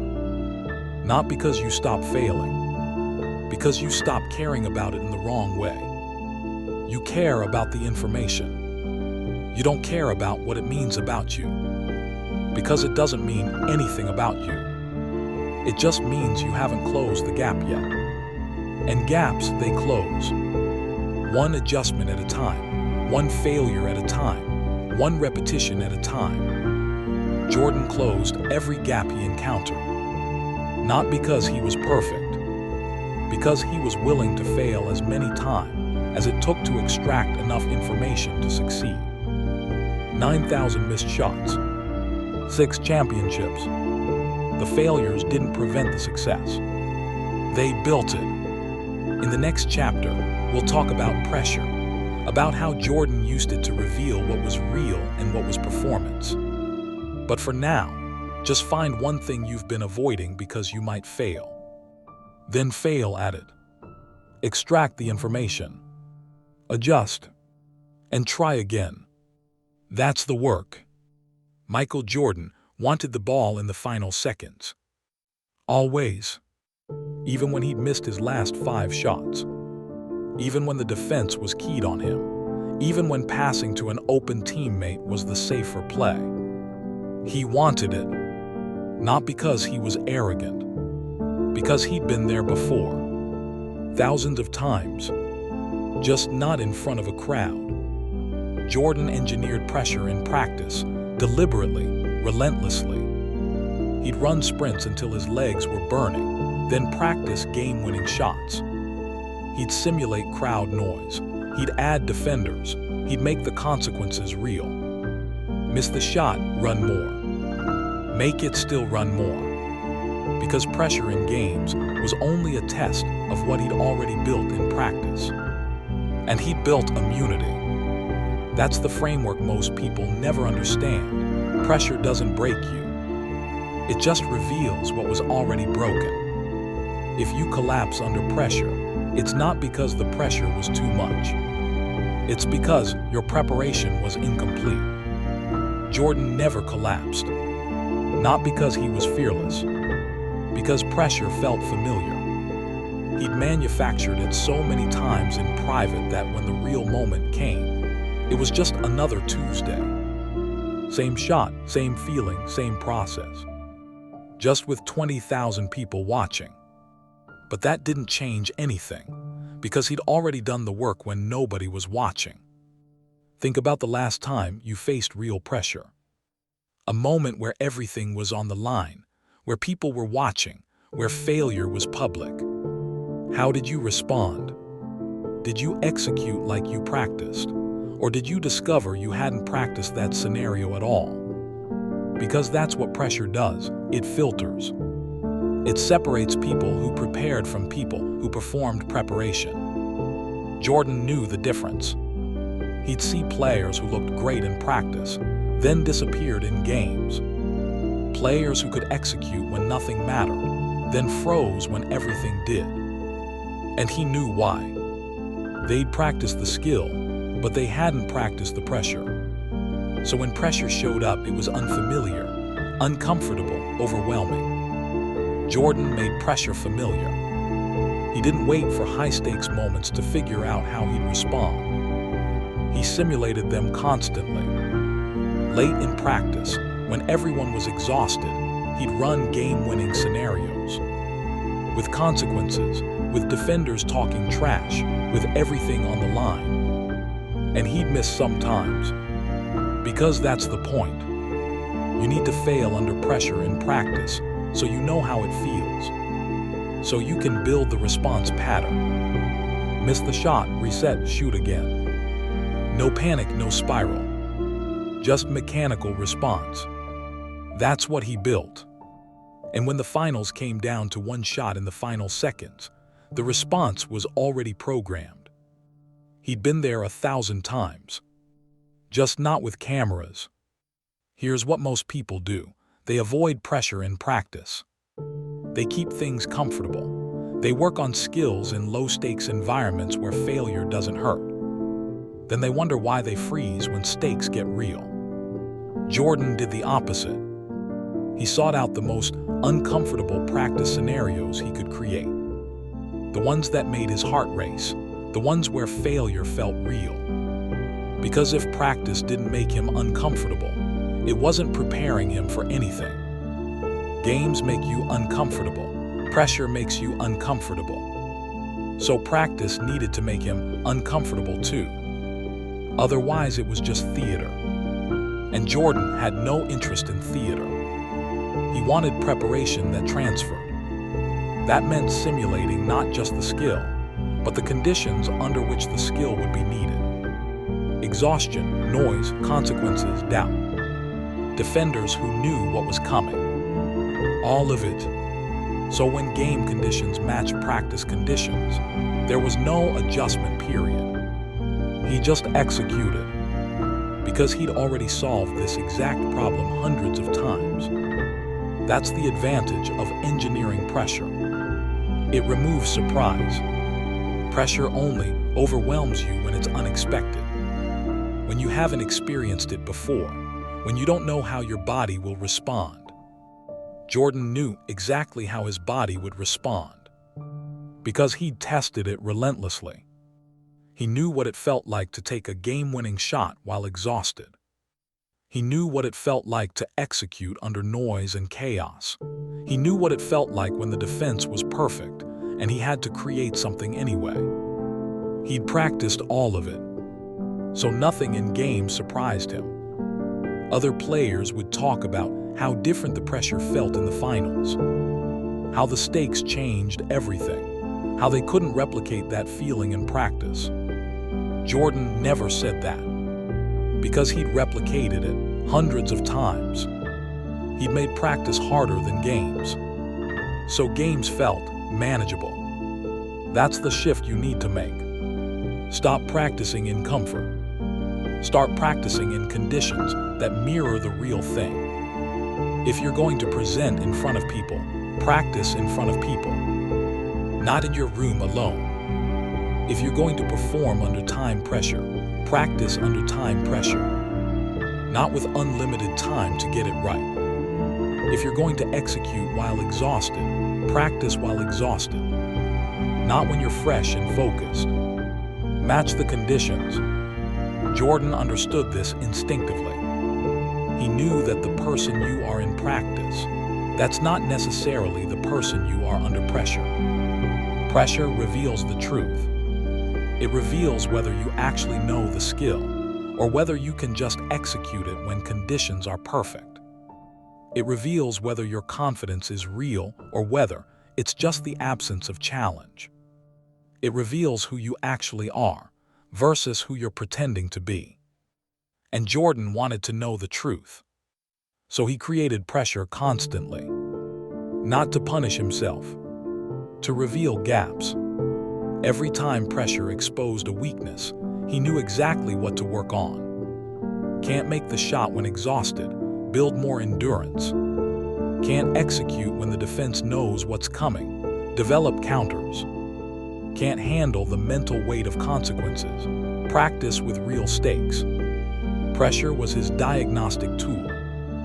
It showed him what was solid and what would collapse when tested. And he worked on everything that would collapse until it was solid too. That's why he never broke, because he'd already found all the breaking points in practice. He'd already tested himself under conditions worse than anything games could produce. So when the finals came, it was actually less pressure than what he'd manufactured alone. That's the goal. Make your private pressure harder than your public pressure. Make practice more demanding than performance. Make preparation so complete that the real thing feels easy by comparison. Jordan lived by this. His teammates would watch him in practice and wonder why he made everything so hard on himself, why he added extra defenders, why he practiced in exhaustion, why he created consequences that didn't need to exist. Jordan knew why. Because easy practice builds soft players, and soft players break under pressure. He refused to be soft, so he made practice brutal. And games, they became his release. The place where he got to show what he'd built when nobody was watching. Here's the uncomfortable truth. If pressure reveals something you don't like, it was always there. Pressure didn't create your weakness. It just exposed it. The nervousness, the hesitation, the doubt. All of it existed before pressure arrived. You just didn't know it yet. And now you do. And the question is, what are you going to do about it? Because you can't unknow it. You can't pretend the weakness isn't there anymore. Pressure showed you the truth. Jordan knew this, so he used pressure as early warning. Every time he felt uncomfortable under manufactured pressure, he knew he'd found something that needed work. And he worked on it, before it could cost him in a game. That's the practice. Use pressure to reveal gaps. Then close the gaps before the stakes get real. Don't wait for the moment to matter before you test yourself. Test yourself relentlessly when nothing matters, so you're ready when everything does. Jordan did this for his entire career. And by the time the biggest moments came, they felt routine. Because he'd been there so many times. Just in private. So here's what someone who thinks like Michael Jordan would do. They'd identify the highest pressure moment they're likely to face in their field. The scenario that scares them, the situation where failure would hurt. Then they'd simulate it. Not once, not 10 times. Hundreds of times. With exhaustion, with distraction, with consequences. Until the pressure becomes familiar. Until their response becomes automatic. Until the fear disappears, because the situation isn't new anymore. That's preparation, not comfortable repetition. Pressure simulation. Jordan once said he never felt nervous taking the last shot, because he'd already taken it thousands of times. The only difference was the audience. But the shot was the same, the pressure was the same, the process was the same. So the outcome, it was predictable, because he'd made it predictable through preparation. That's the power of engineering pressure. It removes uncertainty. You know how you'll respond because you've already tested it. You know the skill will hold because you've already stressed it. You know you'll execute because you've already done it under worse conditions. And that knowledge, it's unshakable. It's not hope, it's not confidence, it's not belief. It's proof. Private proof that only you have. Proof that when the moment comes, you'll be ready. Because you've already been there. Just not with cameras. In the next chapter, we'll talk about the gap between wanting and doing. About how Jordan collapsed intention into immediate action. But for now, just ask yourself, what pressure am I avoiding in practice? What scenario am I hoping never happens, instead of preparing for relentlessly? Then simulate it. Make it familiar. Make it routine. So when it shows up for real, it's just another rep. That's the work. Michael Jordan decided he wanted to win a championship in 1984. He won his first in 1991. 7 years. But here's what most people miss. Jordan didn't spend those 7 years wanting it. He spent them doing it. Every single day. The decision to win wasn't a wish. It was a commitment that translated into immediate action. He didn't say, I want to be a champion, and then wait to feel motivated. He said, I want to be a champion, and then showed up at the gym before anyone else the next morning. That's the difference. Most people live in the gap between wanting and doing. They want the result, they talk about the goal, they plan the process. But they don't do the work. Not today, not right now, not in this moment. They're waiting for something. Motivation, clarity, the right time, the perfect conditions. And while they're waiting, they're dying. Not literally, but the version of themselves they want to become. It's dying in that gap. Because wanting doesn't build anything. Only doing builds. Jordan understood this at a level most people never reach. His mental framework had zero tolerance for the gap between intention and action. When he decided something needed to happen, it happened. Not tomorrow, not next week, not when he felt ready. Now, the decision and the first action happened in the same breath. That's the framework.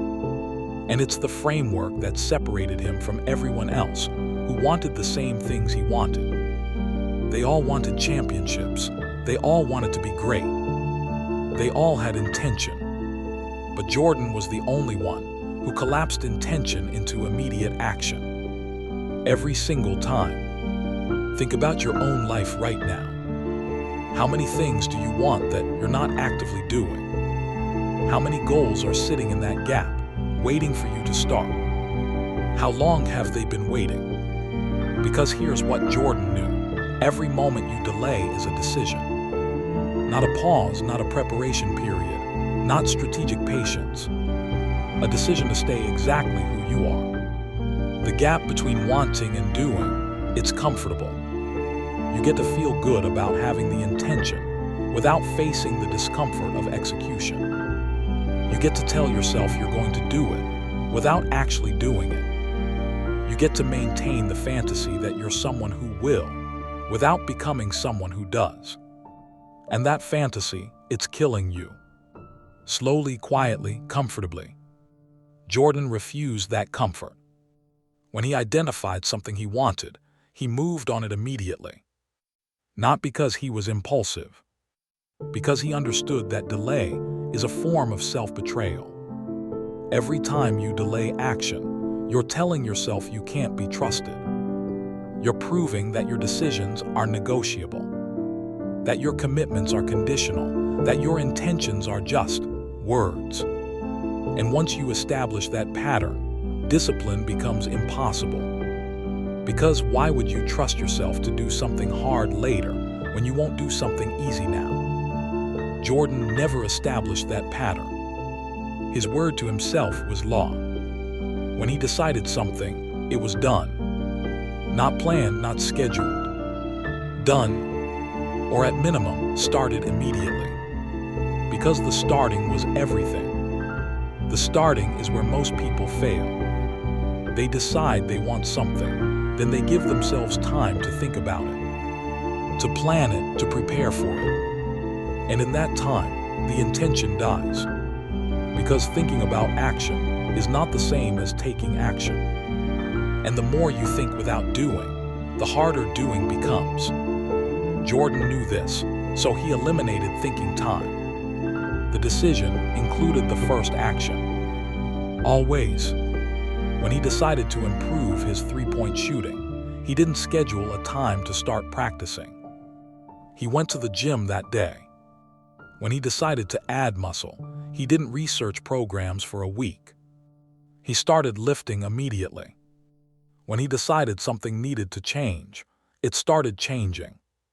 Right then. That's the pattern you need to build. Not, I'll start tomorrow when I'm more prepared. But I start now, and I'll figure it out as I go. Because preparation is often just procrastination with better marketing. You tell yourself you're getting ready, but really, you're just avoiding discomfort. And Jordan had zero patience for that avoidance. He'd rather start messy than delay perfect. He'd rather take imperfect action today than wait for ideal conditions tomorrow. Because tomorrow, it's the same negotiation, the same hesitation, the same gap. And nothing changes in that gap. Change only happens when you collapse the gap. when decision and action become the same thing. Here's what that looked like for Jordan. Teammates would mention a weakness they saw in his game, and he'd be working on it the next day. Not the next week, not after the season. The next day, sometimes the next hour. Because the gap between identifying the problem and addressing the problem, that's where mediocrity lies. Elite performers eliminate that gap. They don't wait to fix things. They don't delay progress. They don't negotiate with themselves about when to start. They just start. And starting is the entire battle. Once you start, momentum takes over. Once you start, you have data. Once you start, you're building something. But in the gap, you have nothing. Just intention, just planning. Just the comfortable fantasy that you'll do it eventually. Jordan never lived in that fantasy. He lived in reality. And in reality, wanting means nothing. Doing is the only currency that matters. You're not measured by what you intend. You're measured by what you execute. Jordan executed constantly. While other players were talking about getting better, he was in the gym getting better. While other players were planning their off-season training, he was already training. While other players were waiting for motivation, Jordan was moving without it. Because motivation was never the trigger. The decision was the trigger. And once the decision was made, action was automatic. That's the system. You don't wait for motivation to take action. You take action and motivation follows. You don't wait to feel ready. You start and readiness develops. You don't wait for the perfect moment. You create the moment by moving. Jordan understood this. So when he decided something, the gap disappeared. Decision became action in the same instant. And that's why he accomplished things other people only talked about. Because talk lives in the gap. Action closes it. Think about how much of your life is spent talking about things you're going to do. To yourself, to others, in your head. I'm going to start training harder. I'm going to have that difficult conversation. I'm going to make that change. How much energy are you spending on the conversation instead of on the action? Because every conversation is energy that could have been execution. Jordan didn't have those conversations. He just moved. And the movement, it spoke for itself. His teammates didn't hear him talk about working harder. They just saw him in the gym at 5 a.m. His coaches didn't hear him commit to improvement. They just saw the results in games. His competitors didn't hear his plans. They just felt the consequences. Because Jordan lived on the action side of the gap, where words are unnecessary because execution is obvious. That's where you need to live. Not in the gap, where you're constantly negotiating with yourself about when to start. But on the other side, where starting is automatic and progress is constant. Here's the shift. Stop treating decisions as separate from actions. When you decide something, that decision includes the first action. Always. Not the full plan, not the complete execution. Just the first action. Jordan didn't need to know every step before he started.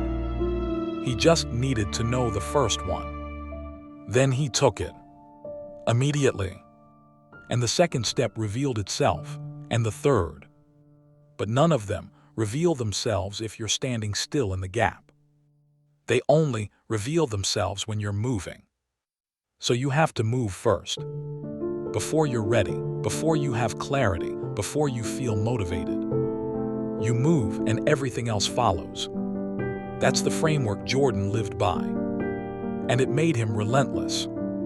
Because he never gave himself time to talk himself out of anything. The decision was made, and his body was already in motion before his mind could negotiate. That's the speed you need. Decision to action in one breath. No gap, no delay, no negotiation. Just a movement.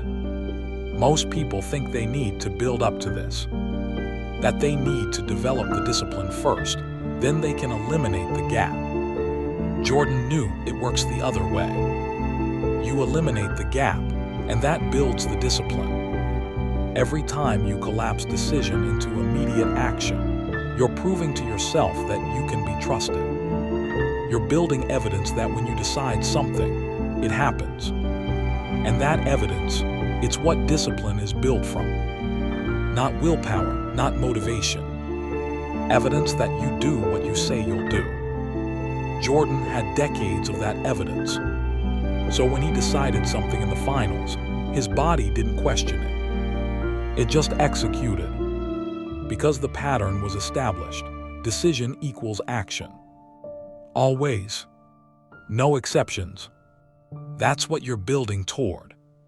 A version of yourself that doesn't negotiate.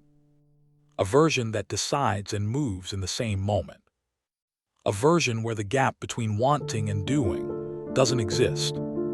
Because you've collapsed it so many times, it's no longer an option. Jordan once said the only difference between a dream and a goal is action. And he was right. Wanting is a dream, doing is a goal.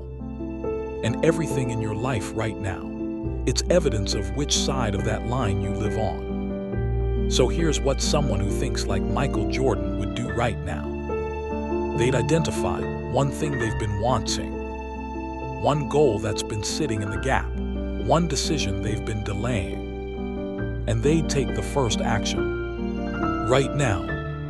Not tomorrow, not after they plan more, not when they feel ready. Now.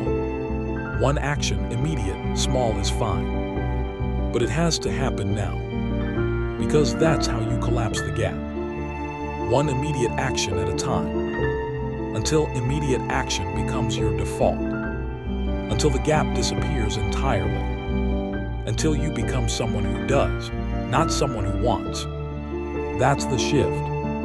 In the next chapter, we'll talk about competition. About how Jordan used the fact that someone else was working while he rested as fuel. But for now, just move. Stop thinking about what you're going to do. Do it. The decision is made. Now act on it.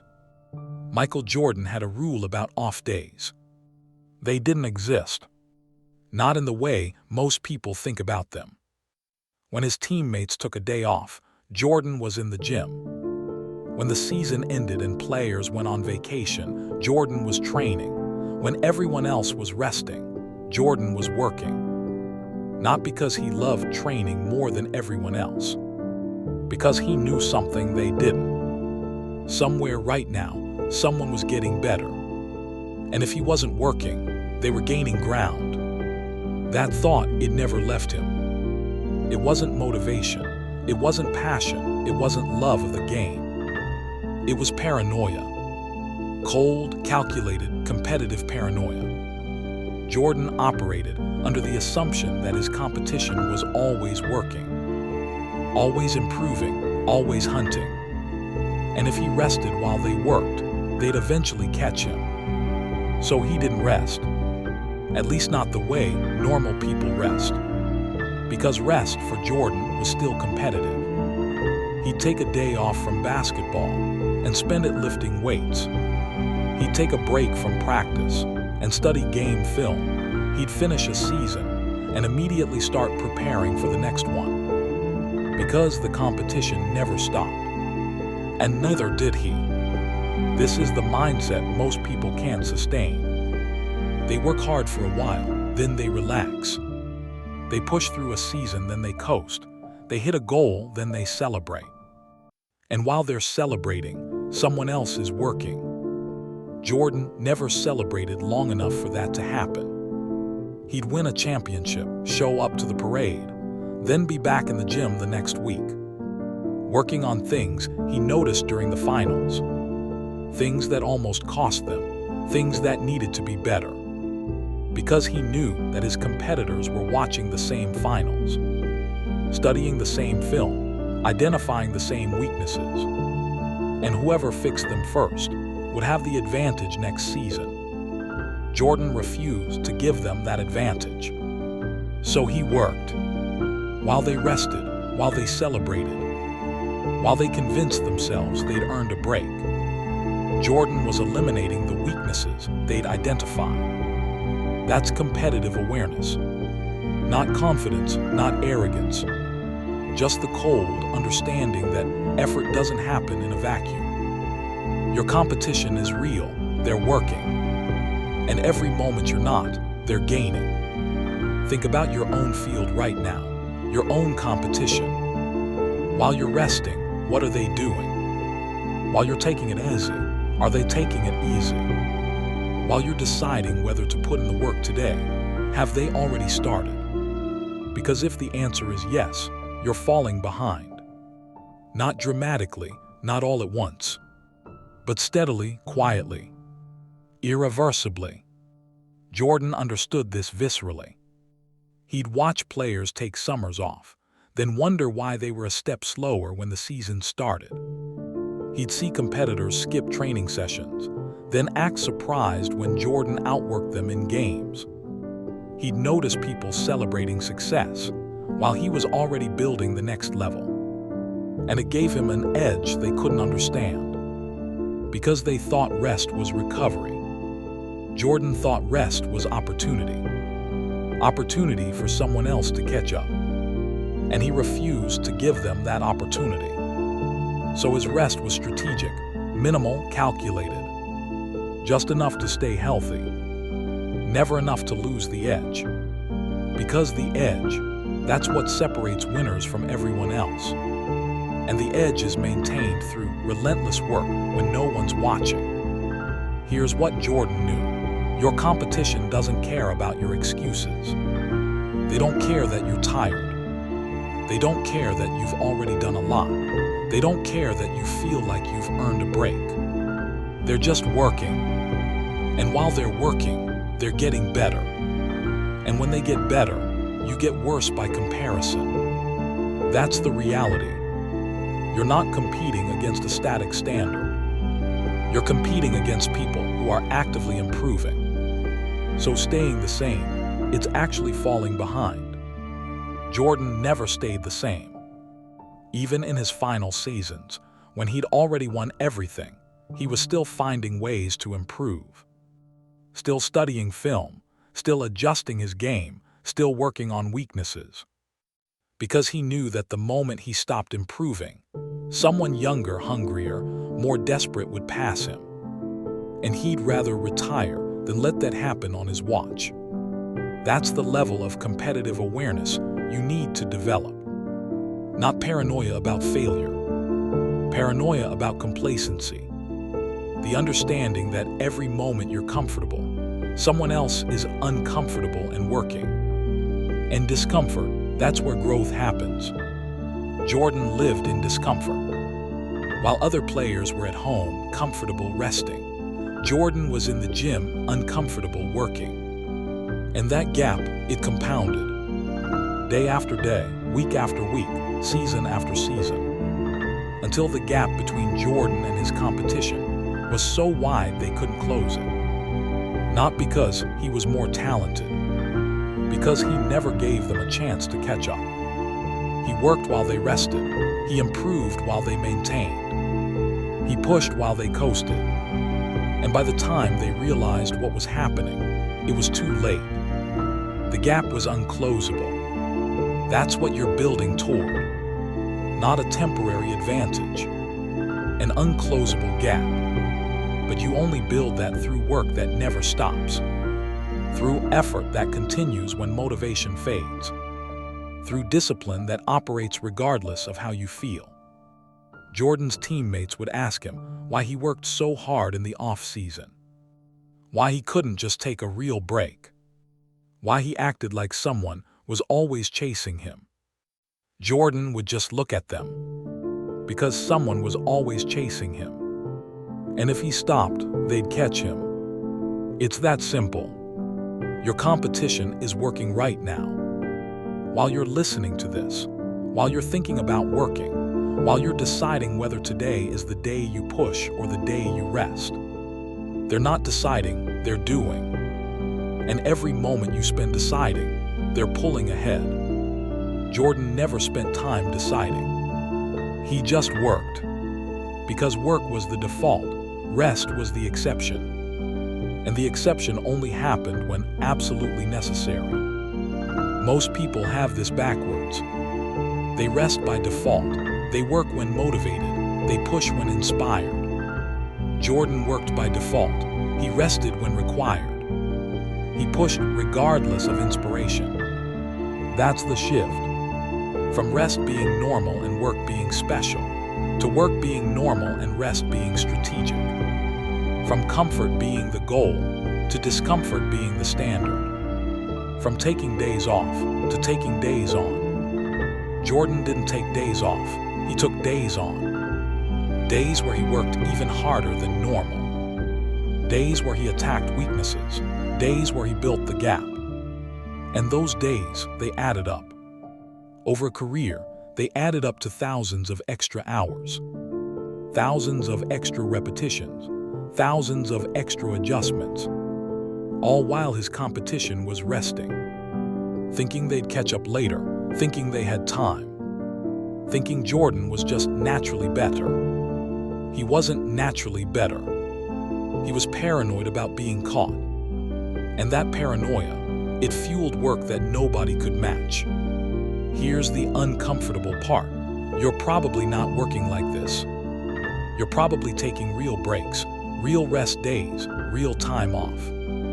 And while you're doing that, your competition isn't. At least, your real competition isn't. The people who are going to pass you, they're working right now. They're not waiting for Monday. They're not waiting to feel motivated. They're not waiting for perfect conditions. They're just working. And every day you wait, they get further ahead. Jordan understood this so deeply, it became part of his identity. He wasn't the guy who worked hard when it mattered. He was the guy who always worked because it always mattered. There was no off-season in his mind. Just seasons where the games were public and seasons where the work was private. But the work never stopped. And that's what you need to internalize. The work never stops. Not because you can't rest. Because your competition won't. And if you want to win, you have to outwork them. Not just today, every day. Not just when you feel like it, especially when you don't. Not just when people are watching, especially when they're not. Jordan outworked everyone for decades. And the reason was simple. He never forgot that someone, somewhere was working right now. And if he wasn't, they were winning. So he worked. While they slept, while they partied, while they rested. While they celebrated, while they convinced themselves they'd done enough. Jordan was doing more. Always more. Because enough is what you do when you want to maintain. Jordan wanted to dominate. And domination requires more than enough. It requires everything. Every day, every session, every moment. No exceptions, no days off, no waiting. Just relentless, paranoid, competitive work. Think about it this way. Right now, at this exact moment, there's someone in an empty gym. It's late, they're exhausted, their body aches. Nobody's watching. Nobody will know if they stop.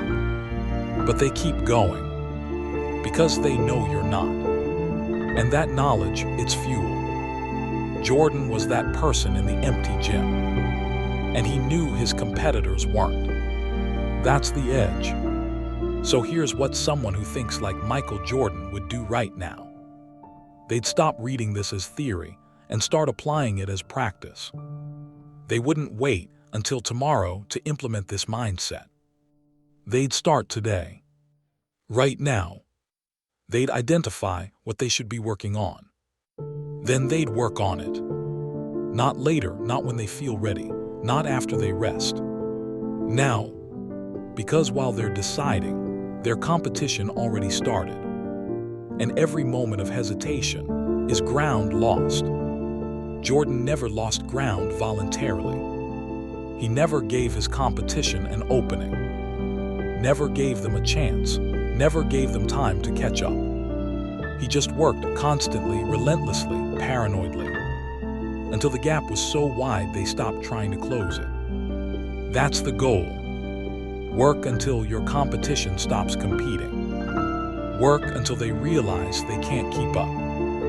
Work until the gap is unclosable. Then keep working anyway, because someone new is always coming. Someone hungrier, someone more desperate, someone who doesn't know the gap is supposed to be unclosable.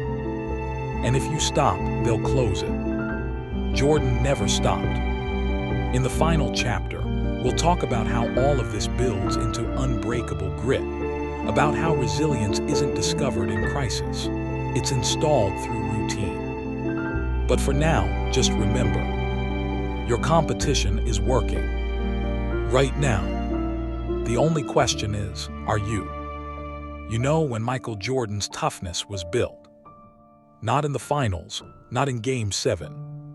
Not in the moments everyone remembers. It was built at 5 a.m. on a Tuesday in July, when no one was watching.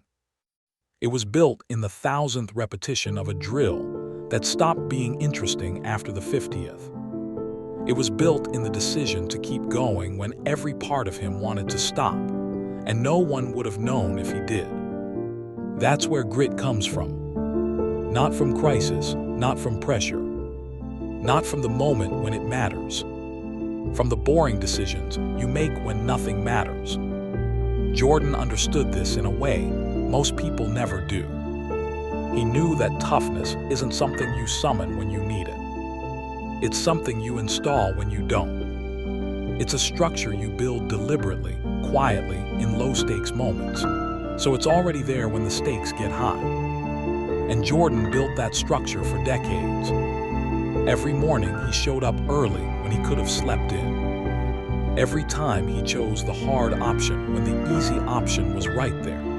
Every moment he continued when stopping would have been justified. All of it building. Silent deposits into an account he'd withdraw from later. When the finals came, when the pressure was unbearable, when everything was on the line, he'd withdraw from that account. And it never ran out, because he'd been making deposits for 20 years. Think about your own grit right now, your own resilience. Where is it coming from? Are you hoping you'll be tough when the moment arrives?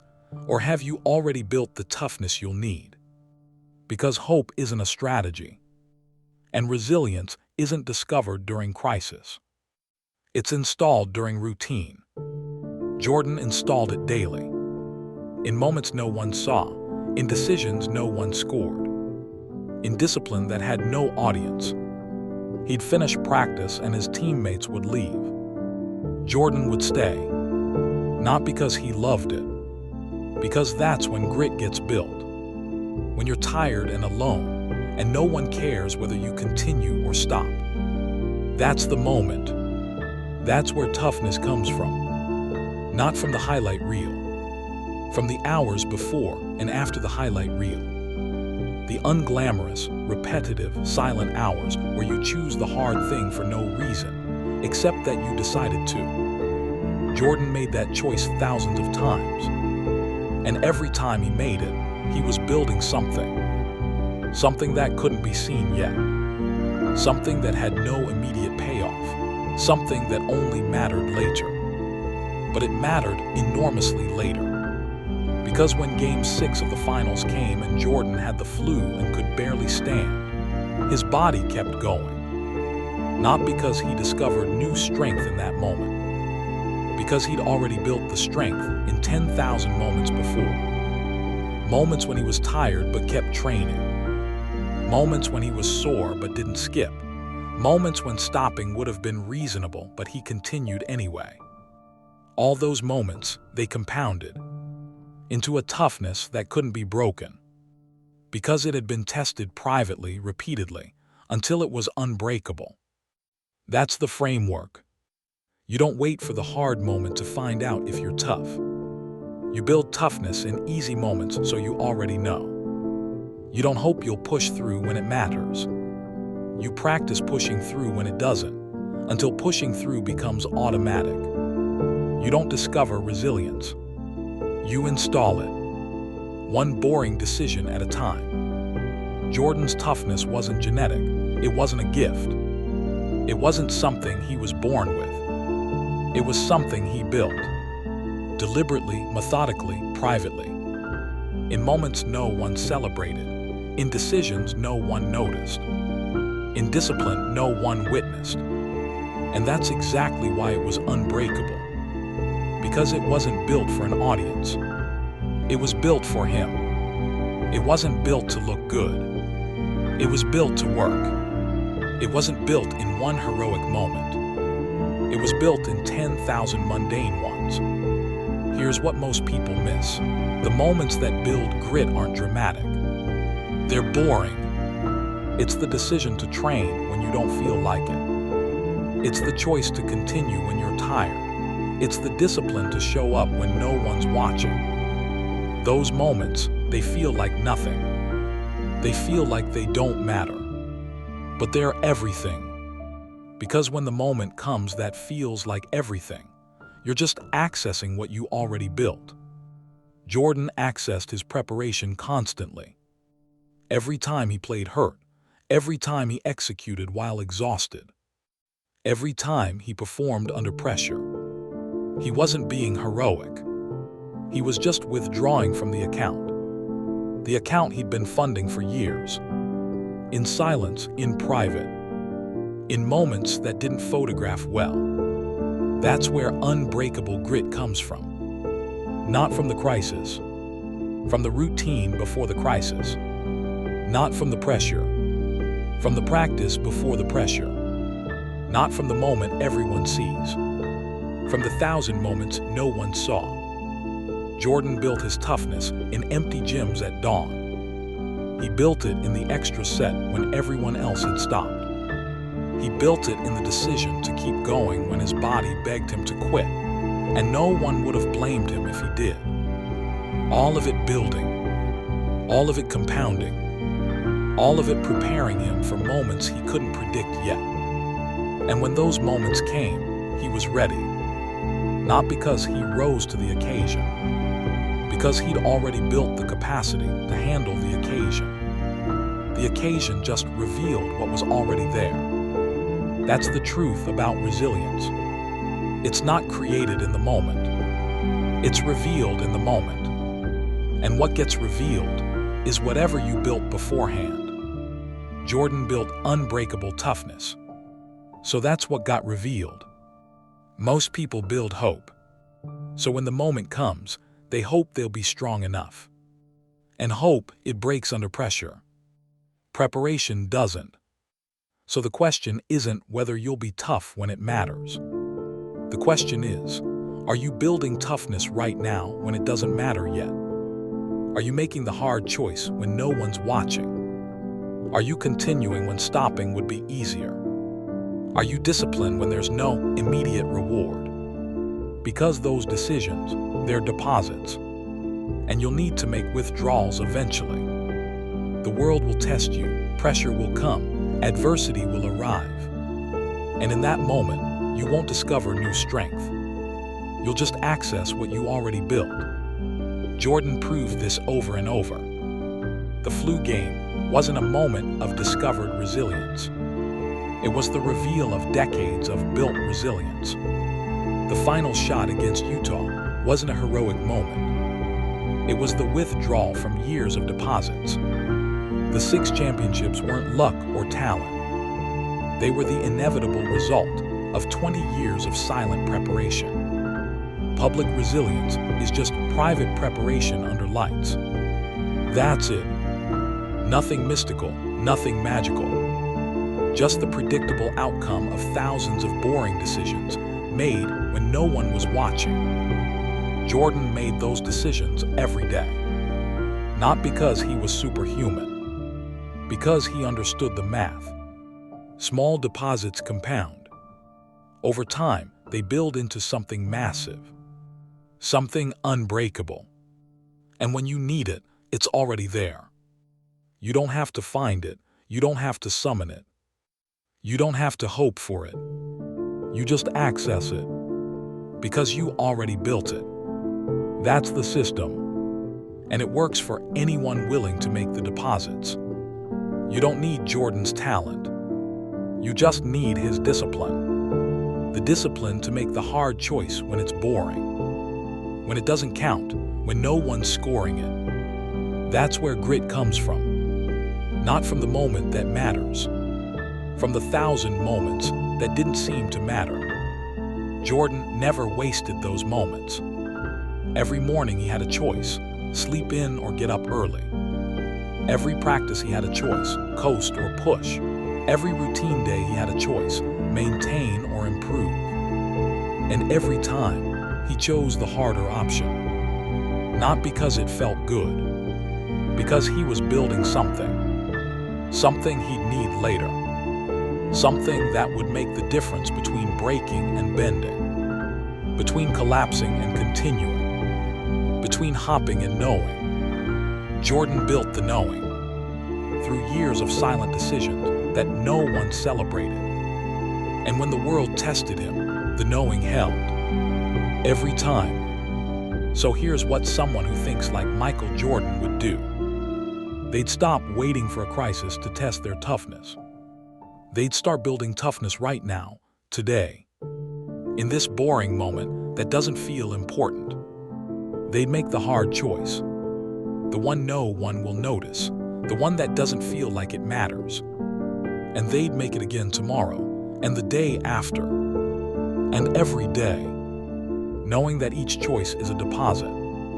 Each decision is building something. Each moment of discipline when no one's watching is preparing them for the moment when everyone is. That's the practice. Not dramatic, not exciting, not instantly rewarding. Just consistent, disciplined, private. The kind of work that builds unbreakable grit. One boring decision at a time. Jordan made those decisions for 20 years. And when the world tested him, he never broke. Not because he was lucky, because he was prepared.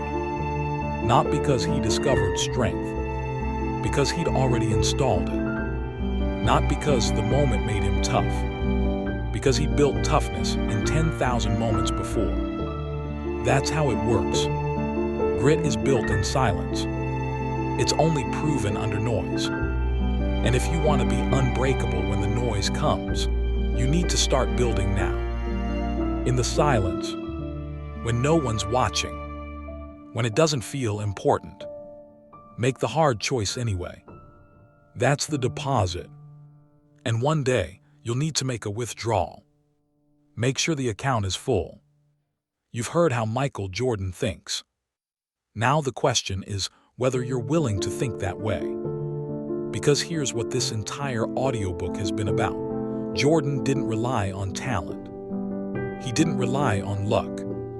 He built a system that made his emotions irrelevant, and then he followed that system when it hurt. That's the difference. Most people operate based on how they feel in the moment. Jordan operated based on what he decided when his mind was clear. He made the rules when it was easy, then enforced them when it was hard. You've learned those rules. You know the mental framework. The only question left is whether you'll use it. And let me be clear, this isn't for everyone. Most people will listen to this and nod along, and then go right back to waiting until they feel ready. They'll keep negotiating with discomfort. They'll keep letting fear veto their decisions. You don't have to be like them. Jordan's resilience wasn't genetic. It was built, one private decision at a time, one repetition no one saw. One moment of choosing the hard thing when the easy thing was right there. You've got the blueprint now. The invisible work, the refusal to negotiate with comfort, the clinical use of failure, the collapse of intention into immediate action. That's the operating system. So here's your choice. You can admire it or you can install it. And installation starts right now. Not tomorrow, not when you feel ready. Now. Pick one decision you've been delaying. One thing you've been avoiding because it's uncomfortable. One action you know you need to take but keep negotiating with. Do it today. No announcement, no audience. No waiting for the feeling to change. Just decide and move. That's how someone who thinks like Michael Jordan would respond. The gap between you and the person you want to become, it closes one decision at a time. Start closing it.